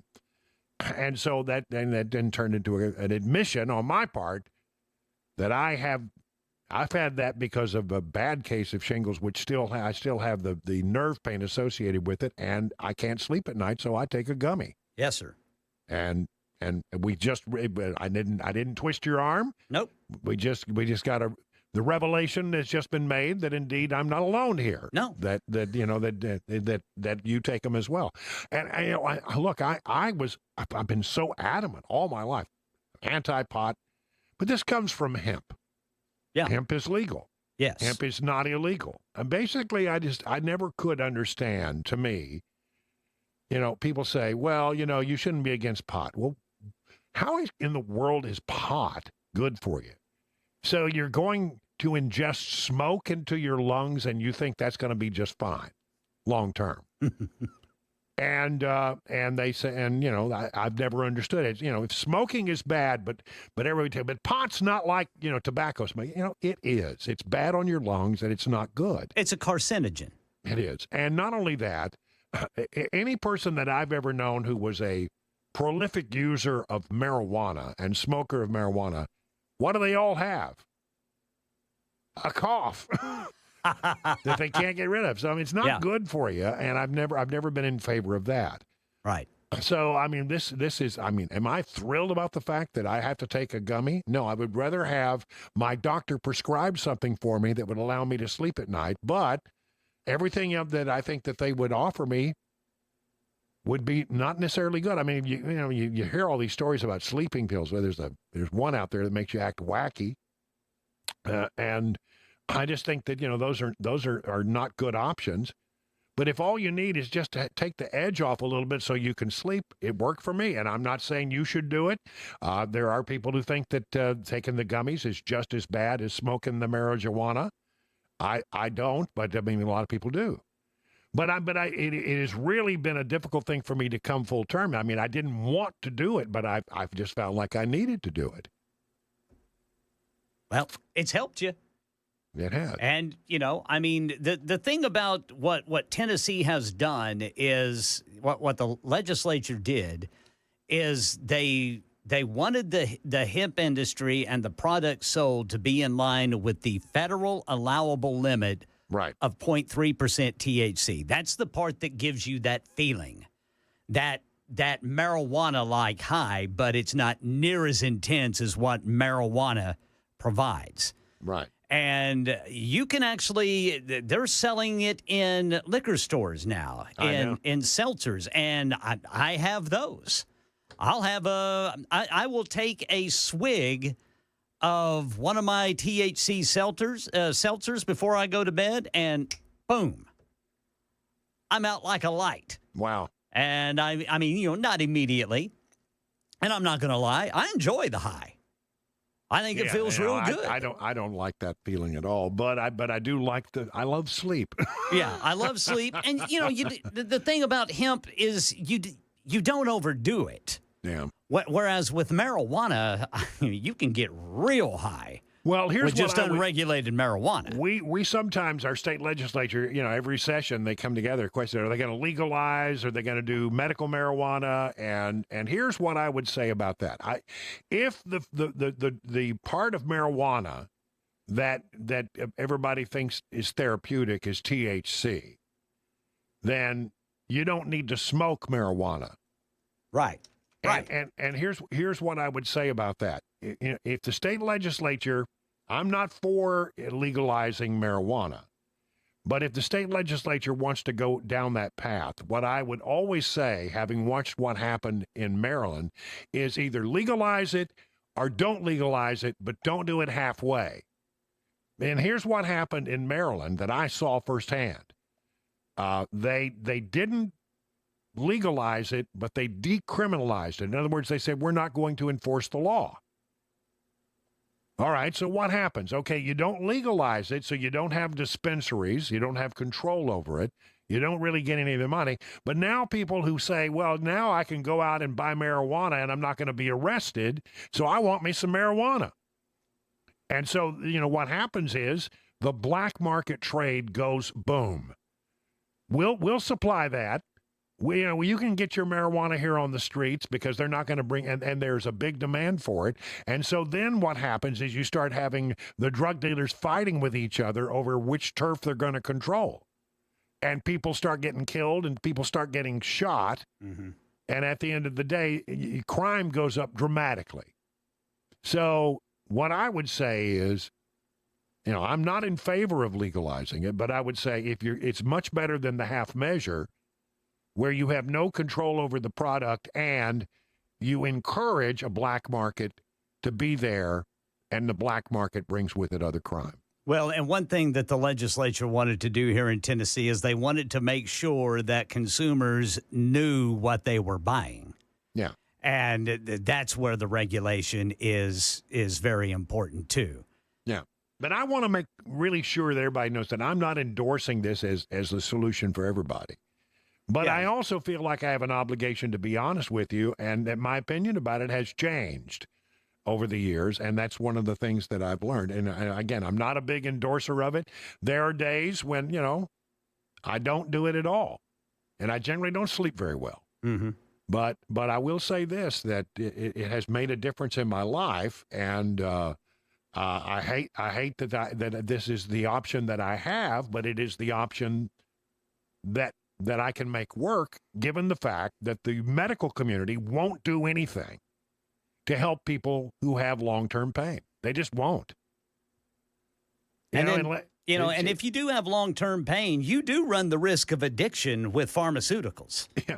I'll tell you, it was so bad at one point that after, initially they'll give you some pain medicine. I mean, initially when you come in and say, I've got the shingles, and they, yeah, you sure do? You got a bad case of it. And I say, well, and I'm in pain. And they say, well, yeah, that's probably true. And then they'll give you something right off the bat. But then when you come back, they look at you like, well, I can't continue to give you these drugs. I just can't long term. Right. So I remember one night I was still in the throes of it, and I was really hurting. And I knew that I wasn't going to sleep, and it was really starting to wear on me. And so I went to the emergency room, and I said, look, I've got these shingles. They won't go away. It's going to take a while, but it's the pain. It's killing me. I can deal with the shingles, but the pain is really hurting, and I'm not sleeping, and I need to sleep. I got to work. During the whole thing, I never missed, but I think one day of work. Mm-hmm. And so I looked at the emergency room doc, and I said, Doc, I'm not trying to scam you. I'm in pain. And he said, I can tell. I can tell by looking in your eyes. And he gave me one round. But after that, I knew I could never go back and do it again. Yeah. So that's when I started looking for another solution. And this is what I came up with. I'm happy to consider another option.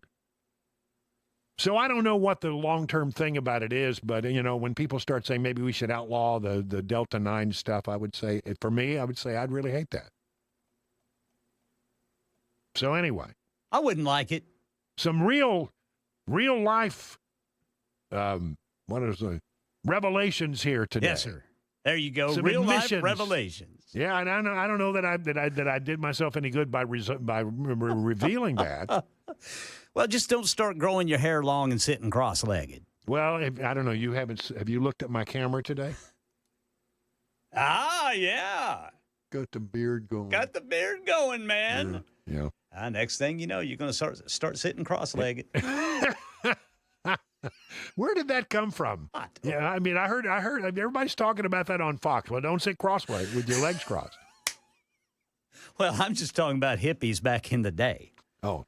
Sitting on their carpets, on their magic carpets, cross-legged. Yeah, there you go, I suppose. I never did any of that when I was in high school. I'm probably the only guy that got through the 60s and the 70s without ever smoking a joint. I never did it in high school either. Yeah, I'm telling you. It was around. Yeah, it especially in Oklahoma. In the last few minutes that we have here together, we should probably move on to another topic. I think we've exhausted this one. We are going to see temperatures around 93 today. Probably by the time you figure in the wind, the heat factor, the heat index they call it, probably talking to feeling like 95, 98 degrees. So we're going to be bumping up against a temperature that feels like 100 degrees. And that means you should take it easy, and you should be sure that you get a lot of water, and that if you're out there working, that you take it easy, you pace yourself, and you stay hydrated. But it also means that we have to take care of our little friends. Now, my little friend is right now behind me on the couch.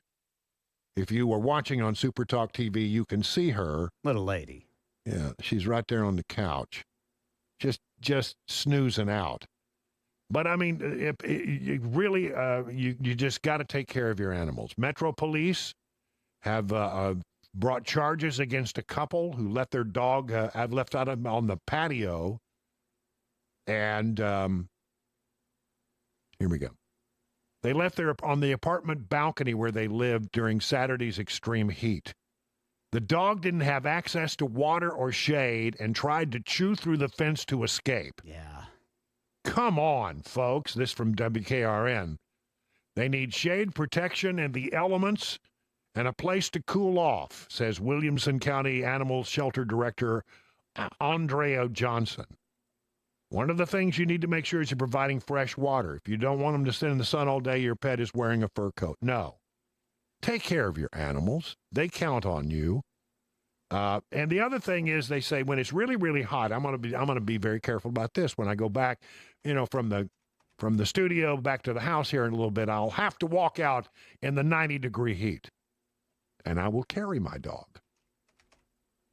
Carry your puppy. They can't take the heat of it's really hot on their little toes. You want to walk over there barefoot? No.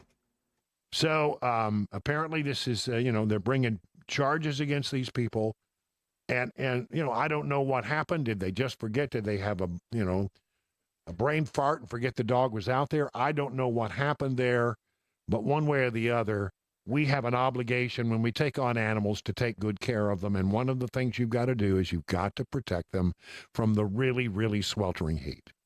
Don't think it's too much to do when you all these things. Finally, let me wrap this up.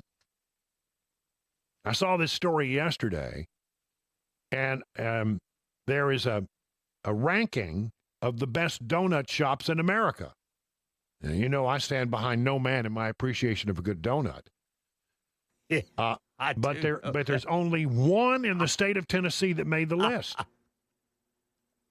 Gibson's Donuts in Memphis, Tennessee. Memphis? That's too far. I know. It's too far to go for a good donut. Now, I think there are some good donuts in this area. I've been told about some. The number one place for donuts, according to Yelp's website, is a place called Novel Ice Cream in Phoenix, Arizona. We got one in Louisville, Nord's Bakery.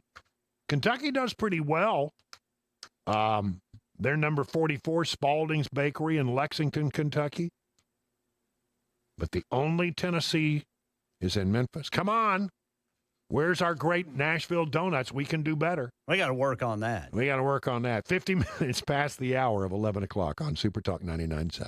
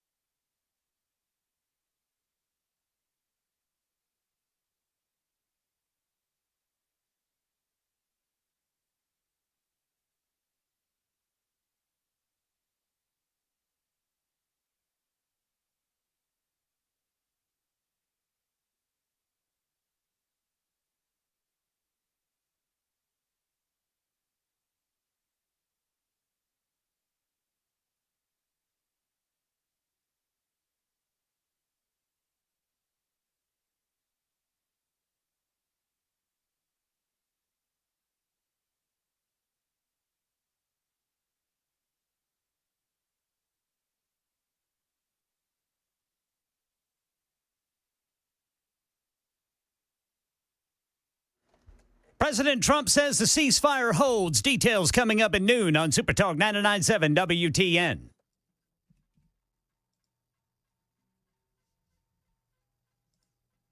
That means it's time to check in with Chad Benson to see what's coming up on his show here in the next few moments. Good morning to you, Chad. Good morning. How are you, sir? Almost good afternoon. Yeah, it's getting close. And a warm day on tap and a lot going on in the news. I hope it's less going on. Too much, yesterday was a little chaotic. Yeah. I was like, are you kidding me? Is this what's really happening? I mean, it's all over the place. And I think things have calmed down for now. Do you think it holds? No. You don't? No. I mean, not long term. I mean, do you think it holds? When's the last time any of these things ever held? I don't know. I mean, I think that Iran is the one you got to watch. I mean, I think you can reason with Israel, but it's been difficult to reason over the years with Iran. But I mean, they really got their nose bloodied, and I think their military has proven to be not much. No. I mean, I we think can fly into forces. a country and drop bombs and get out of the country, and they never even fire one bullet at us. Yeah. Well, I mean, not much of a military. No, their ground forces might be okay, but nobody's attacking them on the ground. They're doing we're not going to go in with tanks. So no, that ain't going to happen. So I mean, they were whooped up, and they realized. I mean, the thing is, they did what they did because the regime doesn't want to be ousted, and so I mean, what happened. But do I think it's going to last?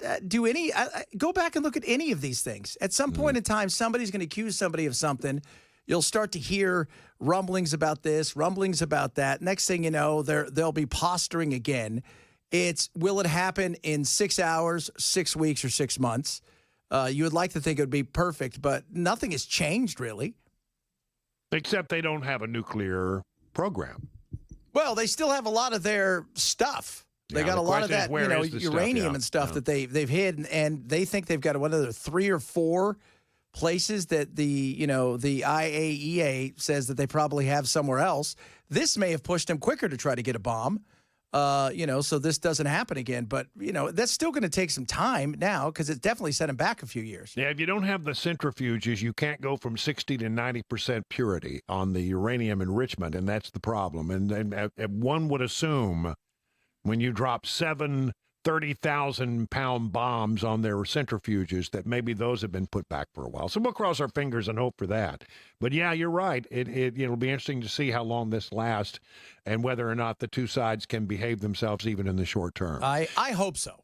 Yeah. Well, Chad Benson will pick up and run all the way till 3 o'clock this afternoon. Stay tuned to Super Talk 99.7 WTN.